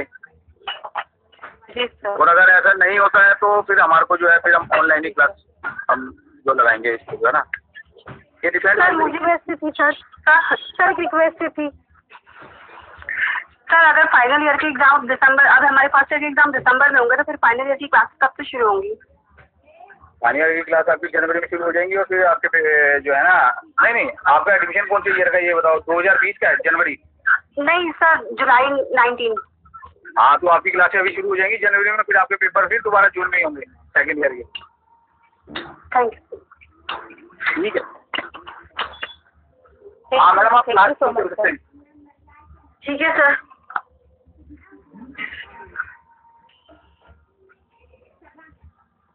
फ्रेंड्स, हम यात्रा वृत्तांत के बारे में बात कर रहे थे। यात्रा में क्या होता है, किसी व्यक्ति द्वारा किसी प्रदेश, भूगोल, भाग, देश आदि की यात्रा का वर्णन ही क्या होता है, वो यात्रा वृत्तांत कहलाता है। इसमें हमें क्या कर रहे हैं, यात्रा का वर्णन किया है राहुल जी ने कि उसकी जो उन्होंने यात्रा की है उसका वर्णन ही बस इसमें हमें देखने को मिलता है। जब आप पढ़ेंगे तो आपको पता चल जाएगा कि यहाँ पे कोई प्रदेश है, उस प्रदेश की यात्रा का उन्होंने वर्णन किया है और कहाँ पे उन्होंने बैठ के, किस दुकान पे बैठे हैं, वहाँ पे चाय पी है, चाय का क्या जगह का क्या माहौल है, कैसा वातावरण है, उसका वर्णन हमें यात्रा वृत्तांत में देखने को मिलता है। इस यात्रा वृत्तांत में क्या होता है, हमें किसी भी भूगोल या प्रदेश का हम क्या करते हैं, जब हम किसी व्यक्ति द्वारा किसी भी प्रदेश का, भूभाग का, देश आदि की यात्रा का जो वर्णन होता है वो यात्रा वृत्तांत कहलाता है। और इसी परिभाषा के माध्यम से आपको पता चल जाएगा कि यात्रा वृत्तांत में क्या दिया होता है। आप मतलब कोई भी आप किसी व्यक्ति ने यात्रा की है तो उसका वर्णन करना यात्रा वृत्तांत नहीं कहलाता। जब किसी ने यात्रा की है तो उसको साहित्यिक दृष्टि से लिखना, जिसमें साहित्यिक गुण हो, वही यात्रा वृत्तांत कहलाता है। उसमें साहित्यिक गुण होने चाहिए उस यात्रा वृत्तांत में। यात्रा वृत्तांत विधा की जो एक लिखने की कला है वो कला उसमें होनी चाहिए। अब इससे कुछ पॉइंट्स आप लिखना चाहिए, क्वेश्चंस आप लिख लीजिए इसके, क्योंकि अब टाइम बहुत कम बचा है हमारे पास। तो आप पहले क्वेश्चंस लिख लीजिए, फिर मैं से कुछ पॉइंट्स आपको लिखा दूंगी, बाकी आप बुक में से पढ़ लेना। सर आपका है नेक्स्ट टॉपिक। हेलो, आवाज आ रही है बेटा आप लोगों को? Hello ma'am. ठीक है। दूसरा है आपका अदम्य जीवन। Yes ma'am. ठीक है। और तीसरा आपका है वो ऑक्टेवियो पोज वाला जो है वो एक इंटरव्यू है, वो इंटरव्यू वो भी आप रीड कर लेंगे तो पता चल जाएगा। साक्षात्कार का मतलब ही इंटरव्यू होता है, उसमें इंटरव्यू का दिया हुआ है। ठीक है। क्वेश्चन लिख लीजिए। राहुल मैम आपने कौन सा बताया? पांच वाला क्या मतलब? मैं तो अभी कुछ लिखवाया नहीं बेटा।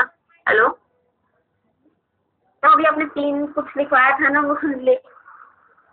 मैं टॉपिक बता रही थी आपको कि आपके 3 टॉपिक बच्चे हैं अभी। हाँ, पहला टॉपिक तो अभी ये यात्रा वृत्तांत चल ही रहा है। उसके बाद आपका है अदम्य जीवन जो एक रिपोर्टाज है, और जो लास्ट आपका टॉपिक है वो इंटरव्यू है।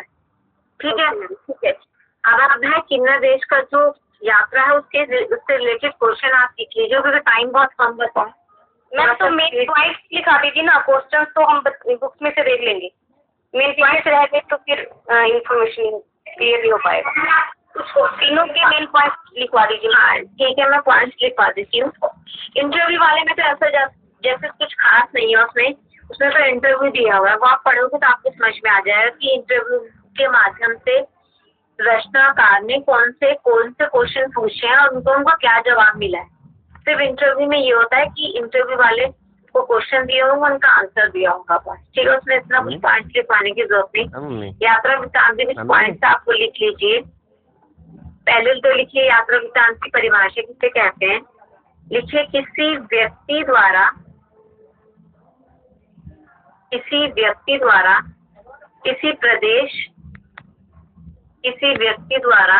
प्रदेश, भूभाग, देश,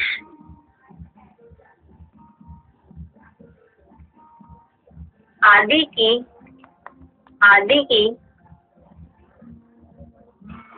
मैम देश के पहले क्या बोला आपने? भूभाग। भूभाग तो मैम देश नहीं प्रदेश का प्रदेश था वो। किसी व्यक्ति द्वारा किसी प्रदेश, भूभाग, देश आदि की यात्रा का वर्णन ही यात्रा वृत्तांत कहलाता है।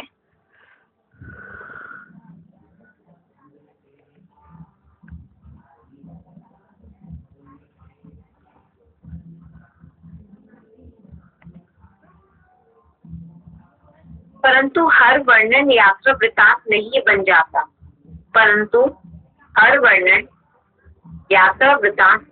जाता। क्योंकि यात्रा वृत्तांत के लिए उसमें साहित्यिक गुणों का आना आवश्यक है।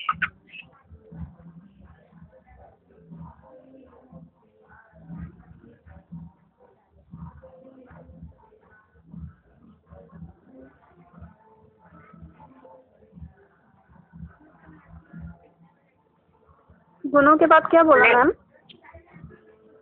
गुणों का आना आवश्यक है।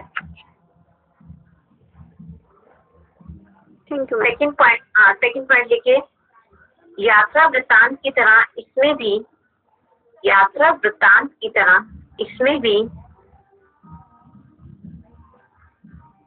यात्रा मार्ग के आसपास के भौगोलिक क्षेत्र,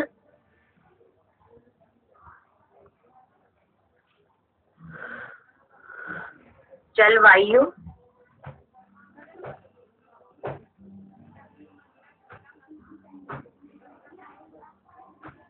वहाँ होने वाले वृक्षों,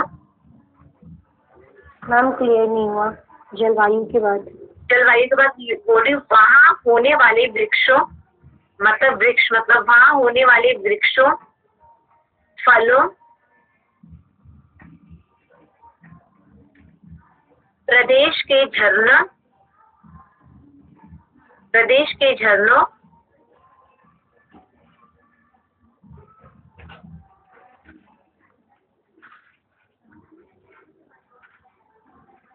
नदियों,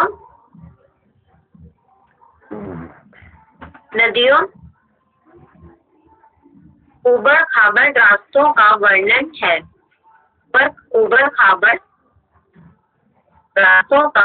वर्णन है। नेक्स्ट पॉइंट लिखिए,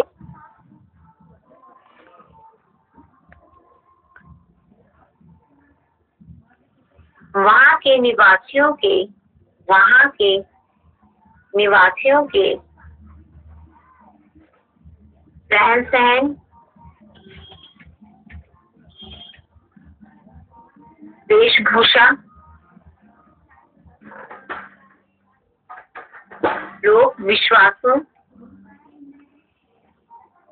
मैम वेशभूषा क्षेत्र संस्कृति, वेशभूषा, लोक विश्वासों, क्षेत्र संस्कृति के चित्र भी हैं।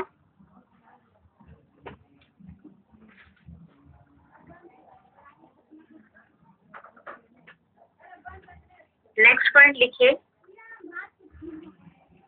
लेखक ने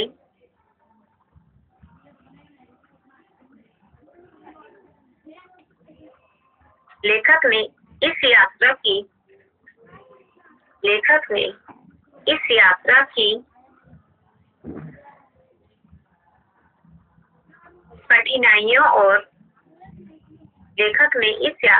कठिनाइयों और कटु अनुभवों का यथार्थ चित्रण किया है।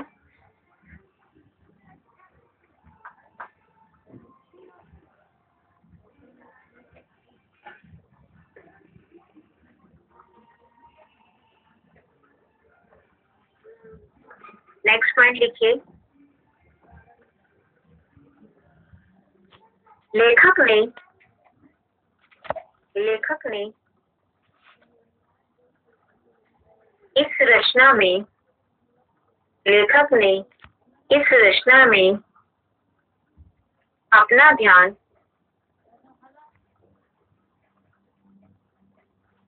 प्रदेश के निवासियों के जीवन तथा उनकी समस्याओं पर केंद्रित किया है।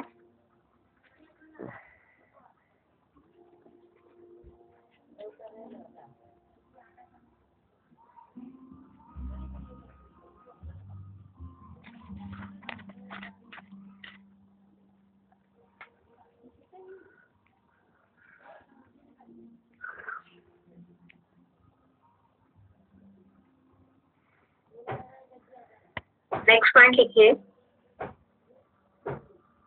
इसकी भाषा सामान्य, सरल बोलचाल की भाषा है। हाँ हाँ दे दे।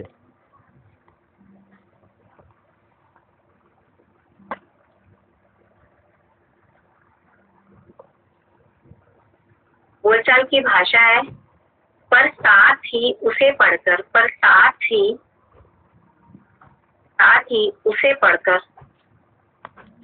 लेखक के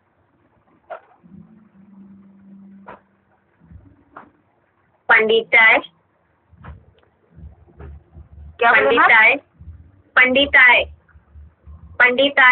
एवं बहुज्ञाता होने का पता लगता है।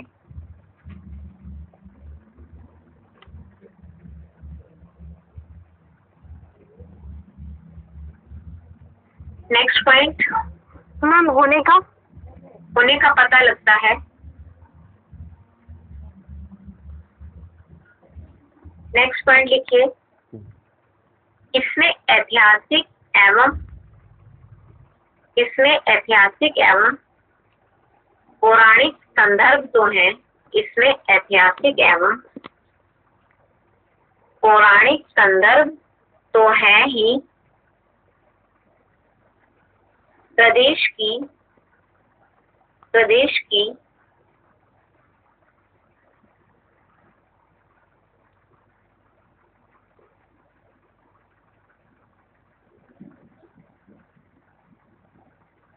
की वर्तमान सामाजिक, प्रशासनिक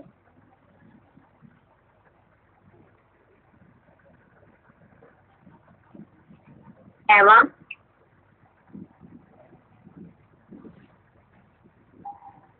सांस्कृतिक जिंदगी का भी परिचय प्राप्त होता है।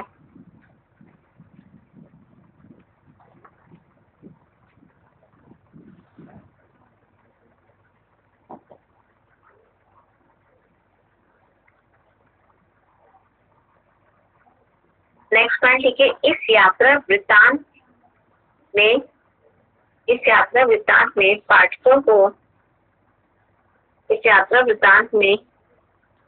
पाठकों को प्रदेश के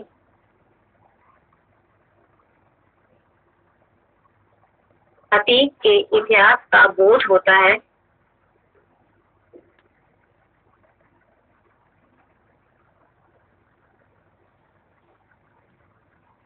वर्तमान रहन सहन, लोक संस्कृति का सामाजिक प्रशासनिक समस्याओं का ज्ञान होता है।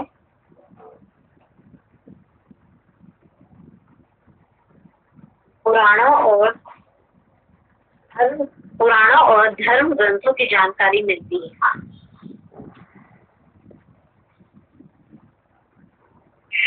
समस्याओं के बाद क्या बोला मैम? समस्याओं का ज्ञान होता है। पुराणों और धर्म ग्रंथों की जानकारी मिलती है।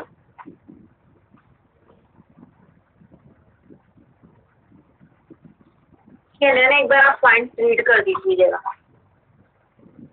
जी मैम। किसी व्यक्ति द्वारा किसी प्रदेश, भूभाग आदि की यात्रा का वर्णन ही यात्रा वृत्तांत कहलाता है। परंतु हर वर्णन यात्रा वृत्तांत नहीं बन जाता, क्योंकि यात्रा वृत्तांत के लिए उसमें साहित्यिक गुणों का आना आवश्यक है। नेक्स्ट पॉइंट है, यात्रा वृत्तांत की तरह इसमें भी यात्रा मार्ग के आसपास के भौगोलिक क्षेत्र, जलवायु, वहाँ होने वाले वृक्षों, फलों, प्रदेश के झरनों, नदियों, उबड़ खाबड़ रास्तों का वर्णन है। नेक्स्ट पॉइंट, वहाँ के निवासियों के रहन सहन, वेशभूषा, लोक विश्वासों, क्षेत्र संस्कृति के चित्र भी हैं। नेक्स्ट पॉइंट, लेखक ने संस्कृति है। 1 मिनट नैना जी। क्षेत्र संस्कृति के चित्र भी हैं। नेक्स्ट पॉइंट है वहाँ के निवासियों के लोक विश्वासों रहन सहन के बाद क्या है? वेशभूषा। ठीक है। नेक्स्ट पॉइंट है लेखक ने इस यात्रा की कठिनाइयों और कटु अनुभवों का यथार्थ चित्रण किया है। नेक्स्ट पॉइंट, लेखक ने इस रचना में अपना ध्यान प्रदेश के निवासियों के जीवन तथा उनकी समस्याओं पर केंद्रित किया है। नेक्स्ट पॉइंट, इसकी भाषा सामान्य सरल बोलचाल की भाषा है, पर साथ ही उसे पढ़कर लेखक के पांडित्य एवं बहुज्ञाता होने का पता लगता है। नेक्स्ट पॉइंट, इसमें ऐतिहासिक एवं पौराणिक संदर्भ तो है ही, प्रदेश की वर्तमान सामाजिक, प्रशासनिक एवं सांस्कृतिक जिंदगी का भी परिचय प्राप्त होता है। इस यात्रा वृतांत में पाठकों को प्रदेश के अतीत के इतिहास का बोध होता है, वर्तमान रहन सहन, लोक संस्कृति का, सामाजिक प्रशासनिक समस्याओं का ज्ञान होता है, पुराणों और धर्म ग्रंथों की जानकारी मिलती है। Ma'am please continue. ठीक है। अब आपका नेक्स्ट है रिपोर्टाज। इसके भी कुछ, अब देखिए टाइम बहुत कम बचा है, फटाफट पॉइंट्स आप लिख लीजिए। ठीक है, बाकी आप रिपोर्टाज से आप पढ़ेंगे तो आपको समझ में आ जाएगा कि 1942 में बंगाल में पड़े अकाल की त्रासदी के पीछे क्या कारण रहा, उसका भी इसमें वर्णन मिलता है। और अकाल के कारण जो त्रासदी हुई, इसका वर्णन हमें रिपोर्टाज में मिलता है। अदम्य जीवन जो है वो रगे राघव द्वारा रचित रिपोर्टाज है। यह रिपोर्टाज राघव जी की तूफान की विजेता रिपोर्टाज संग्रह में संकलित है। ये सारी इंफॉर्मेशन आपको अपने नोट्स में भी मिल जाएगी। इसमें इन्होंने क्या बताया रिपोर्टाज के माध्यम से, अकाल की स्थिति में मनुष्य को किस तरीके से त्रासदी का सामना करना पड़ा, कि जब कहीं अकाल पड़ जाता है तो किस तरीके से वहाँ का माहौल हो जाता है, लोग कैसे जीवन जीते हैं, कैसी पीड़ा, कैसा अनुभव जो वो महसूस करते हैं, वो उन्होंने रिपोर्टाज के माध्यम से दर्शाया है कि वहाँ पे अकाल पड़ा है। तो उस अकाल में भी लोग क्या कर रहे हैं, राजनेता जो है वो अपनी राजनीति खेल रहे हैं, लोगों की समस्याओं का समाधान नहीं कर रहे हैं, अभी वो अपनी राजनीति खेल रहे हैं। और लोगों को किस तरीके से कहते हैं कि अकाल की स्थिति में मनुष्यों को क्या कर रहे हैं, मात्र मुट्ठी भर अनाज के लिए भी हर मूल्य चुकाना पड़ रहा है। मतलब उन्होंने क्या किया है कि मतलब अपने जीवन जीने के लिए व्यय मूल्य, चाहे नैतिक हो या अनैतिक या शारीरिक, वो हर तरीके से क्या कर रहे हैं, संघर्ष कर रहे हैं। इस रिपोर्टाज के माध्यम से उन्होंने, रिपोर्टाज में क्या होता है कि रिपोर्टाज में आंखों देखी कानों सुनी घटनाओं का वर्णन होता है। यह वर्णन प्रभावपूर्ण भी होता है और वर्णन को प्रभावपूर्ण बनाने के लिए भी भावनाओं, संवेदनाओं के सहयोग से रचनाकार के साहित्यिक रचना को कला का रूप दिया जाता है। इसमें लेखक ने अपनी निजी अनुभूतियों, भावनाओं और विचारों तथा दृष्टिकोण को भी सक्रिय रखा है। रिपोर्टाज के माध्यम से रगे राघव जी जो है, अकाल में 1942 में जो अकाल पड़ा था उसको केंद्र में रखकर ये रिपोर्टाज लिखा है।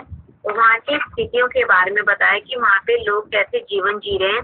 कि रगे जीव ने क्या बताया कि बंगाल के लोगों की भूख, पीड़ा और मृत्यु की व्यथा तथा साम्राज्यवाद एवं पूंजीपति शोषण को अपने शब्दों में इन्होंने क्या किया, चित्रित किया है।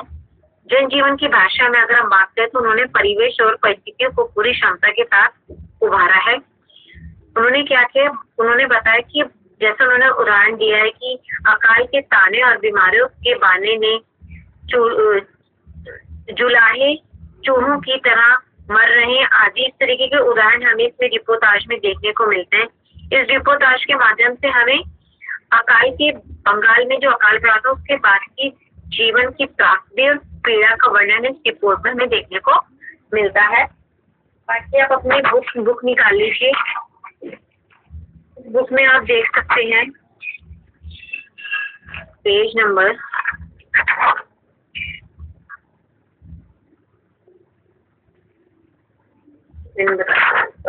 आप यहाँ से निकालिए, पेज नंबर 16 निकाल लीजिए। 16, 17, 18 में इसमें जीवन मूल्यों की संवेदना है, इसमें सारा दिया हुआ है कि किस तरीके से लोगों को उस तरीके समस्याओं का सामना करना पड़ा।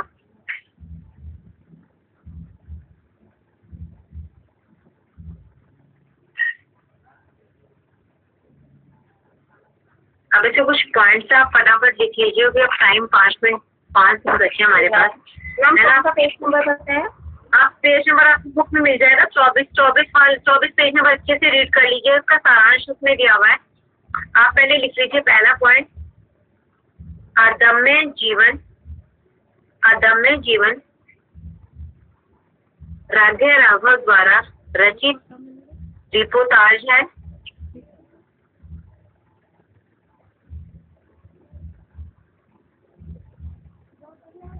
यह रिपोर्टाज राघव जी के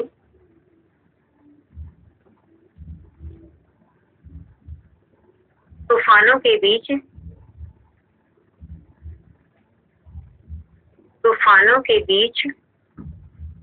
रिपोर्टाज संग्रह में संकलित है।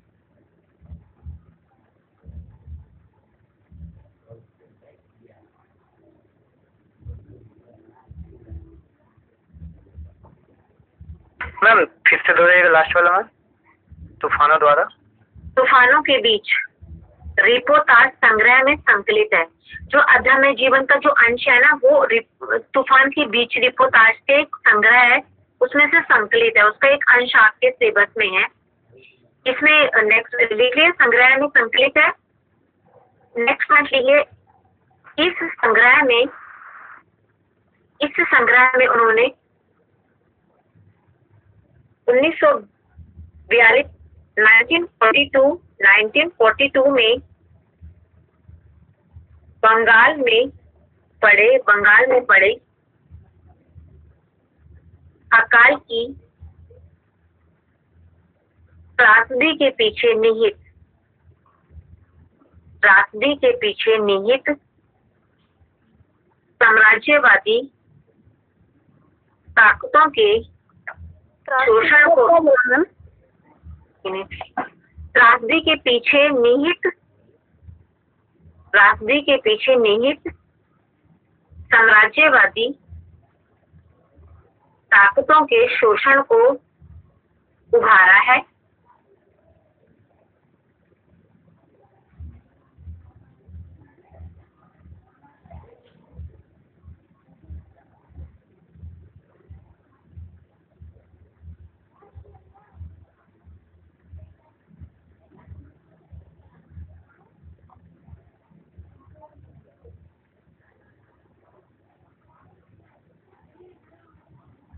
नेक्स्ट पॉइंट के लेखक ने बंगाल के अकाल की विभीषिका के संत्रास की पीड़ा को झेला।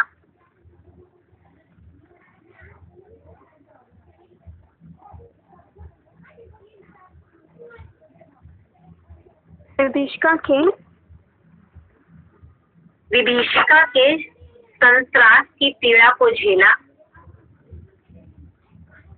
अच्छा, अगर आप लोग, खैर आपने पढ़ा नहीं है, अगर किसी ने तूफान के विजेता रिपोर्टाज पढ़ा होता तो वो बात उसमें आपको ये पता चल गया। रिपोर्टाज में क्या दिखाया था कि बंगाल में अकाल पड़ा था, तो उन्होंने बंगाल में अकाल का कांड बताया था कि जब अकाल पड़ता है तो उस समय की पीड़ा और उसके बाद की पीड़ा को उन्होंने रिपोर्ट के माध्यम से दिखाया कि जब मान लो कोई प्राकृतिक आपदा आती है, उससे कहीं ज्यादा जो आपदा के बाद का जो वातावरण होता है वो हमें ज्यादा पीड़ा देता है।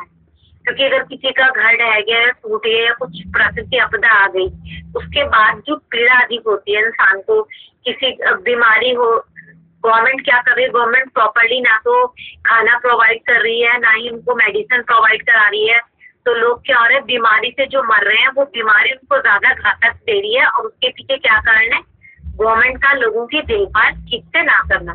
और राजनेता क्या कर रहे हैं, अपनी रोटियां सेक रहे हैं, वो लोगों की समस्याओं का समाधान नहीं कर रहे, उस आपदा से उनको निकालने की कोशिश नहीं कर रहे, उल्टा क्या कर रहे हैं, अपने अवसरवादी मौके देख रहे हैं। ठीक है, प्रॉपर उनको खाना नहीं दे रहे, ना प्रॉपर उनको दवाइयां दी जा रही, और लोग क्या कर रहे हैं, आपस में एक दूसरे की बीमारी से क्या हो रहे हैं, बीमार भी हो रहे हैं, भूखमरी से भी मर रहे हैं। बाकी जो आसपास का जो माहौल है जो खराब हो गया, उससे मानसिक और शारीरिक पीड़ा से उन्हें गुजरना पड़ रहा है। इस तरीके का द्वंद हमें इस रिपोर्टाज में लेखक ने क्या है दर्शाया है। इसमें आप लिख सकते हैं सेकंड पॉइंट, तूफानों के बीच की अनुभूति, तूफानों के बीच की अनुभूति, बंगाल के लोगों की भूख, बंगाल के लोगों की भूख, रोग और मृत्यु की पीड़ा और करुणा को पाठक के सामने यथार्थ कर देती है। प्लीज और धीरे बोलो। ठीक है, एक मिनट।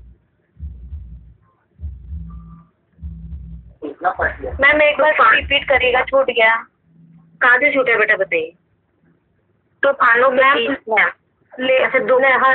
लेखक ने बंगाल के अकाल की विशिष्टता की, संताप के पीड़ा को झेला, तूफानों के बीच की अनुभूति। इसके बाद तूफानों के बीच की अनुभूति, बंगाल के लोगों की भूख, रोग और मृत्यु की पीड़ा,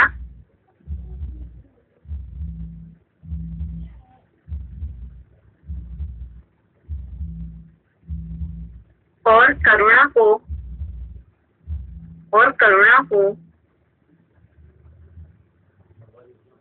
पाठक के सामने यथार्थ कर देती है।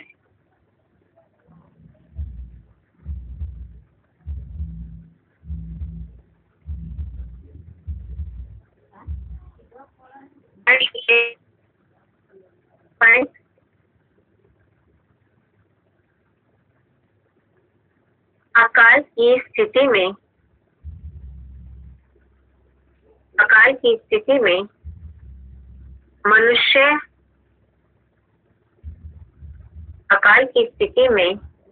मनुष्य मात्र मुट्ठी भर अनाज के लिए हर मूल्य चुकाने को तैयार होता है।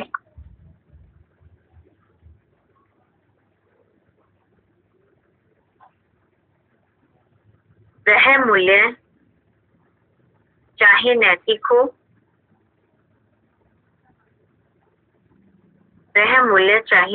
हो, आर्थिक हो या शारीरिक हो।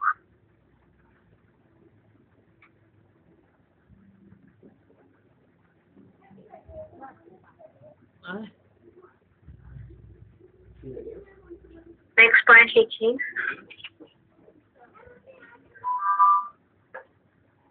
तूफान के बीच इस सारे यथार्थ का प्रामाणिक दस्तावेज है।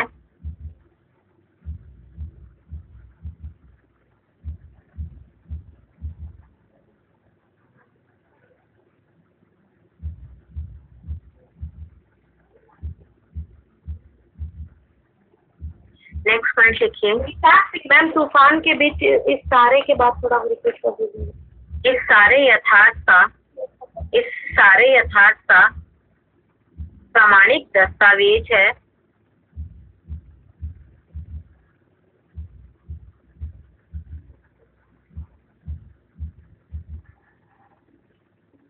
नेक्स्ट पॉइंट लिखिए। राघव जी बंगाल के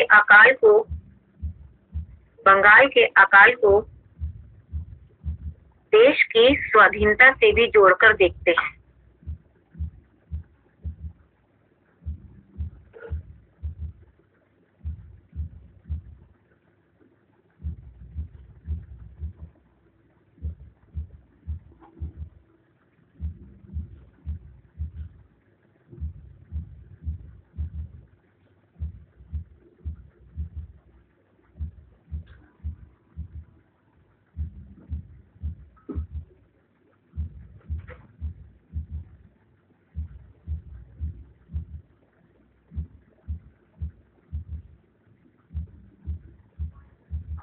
मैम आवाज नहीं आ रही।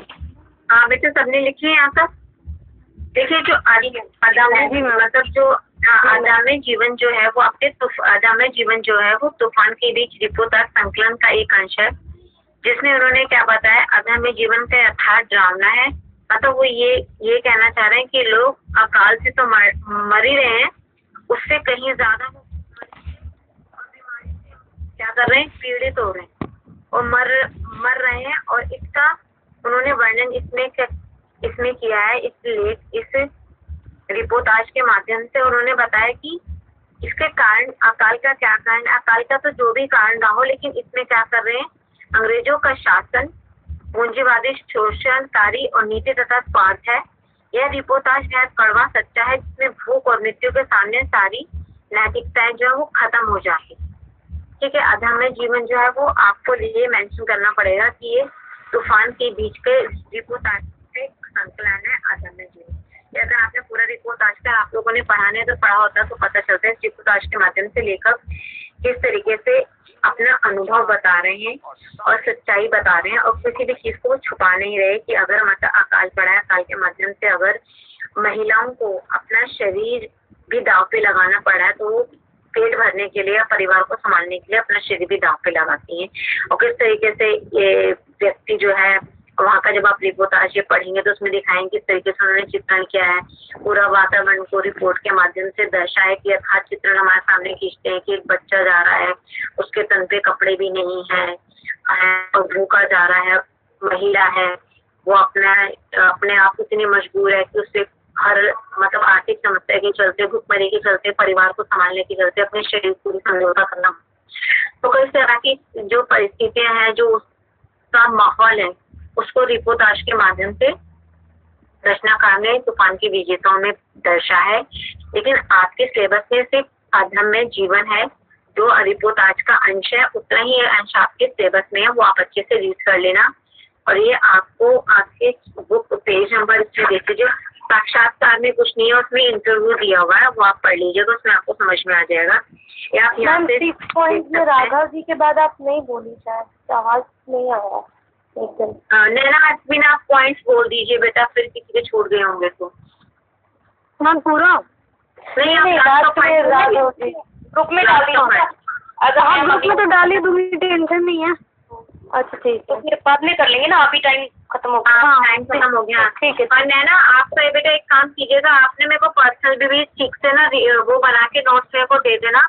अगर मान लो किसी स्टूडेंट्स का आपके बाद भी अगर मान लो बाद में अगर मैं कभी क्लास लेती हूँ किसी स्टूडेंट्स को भी देना पड़े, आपके जो जूनियर आएंगे तो उनको हेल्प हो जाएगी। जी मैम, MSD और 4 दोनों का भेज दूंगी मैम। हाँ दोनों का अच्छे तरीके से PDF बना के भेज देना ताकि मैं स्टूडेंट्स को शेयर कर सकूँ। और अगर अभी भी स्टूडेंट्स का अगर मान लो आपके बाद भी सेकेंड ईयर की भी लेंगी क्लास में कभी? हाँ बिल्कुल मैं वैसे ही ऑनलाइन क्लास करवा रही हूँ, बहुत हेल्प होगा मैम। जी बिल्कुल, देखिए क्या होता है। आप जी जी थैंक्स बेटा। और हाँ ये क्लासेस खत्म हो जाएगी तो ऐसा कुछ नहीं है, अगर आप कांटेक्ट रखना चाहते हैं तो रख सकते हैं। आपको कुछ किसी तरीके से हेल्प चाहिए तो आप मेरे को बेझिझक फोन कर सकते हैं। 4-5 बजे के बीच में कर लियो, उस टाइम मैं मोस्टली फ्री रहती हूँ। ठीक है, उस बीच में आपको कुछ पूछना हो या कुछ पर्सनल में भी आप डाल सकते हैं, कुछ जो कुछ पूछना हो या पेपर आ रहे हैं या कुछ प्रॉब्लम आ रही है किसी क्वेश्चन में, तो आप मुझे पहले क्वेश्चन व्हाट्सएप कर देना एक बार। सेकेंड ईयर के क्वेश्चन है, पूछूं? क्या पूछिए बेटा, क्या क्वेश्चन है? मैम सर ने अभी बताया ना कि हमें सेकेंड ईयर की भी फीस अभी भरनी है, तो क्या बेटा वो जो ऑप्शन है ना, ये तो आपको ना एक बार सर से ही आप क्लियर कर लीजिए क्योंकि सर हैंडल कर रहे हैं तो वो ज्यादा अच्छे से बता पाएंगे। नहीं, मैं फीस के लिए नहीं पूछ रही, मैं ये पूछ रही हूँ कि क्या हमें सेकेंड ईयर के कुछ सब्जेक्ट सिलेक्ट करने होते हैं या जैसे अभी? हाँ बेटा, ये कुछ ऑप्शनल होगा जब आप फॉर्म भरेंगे ना।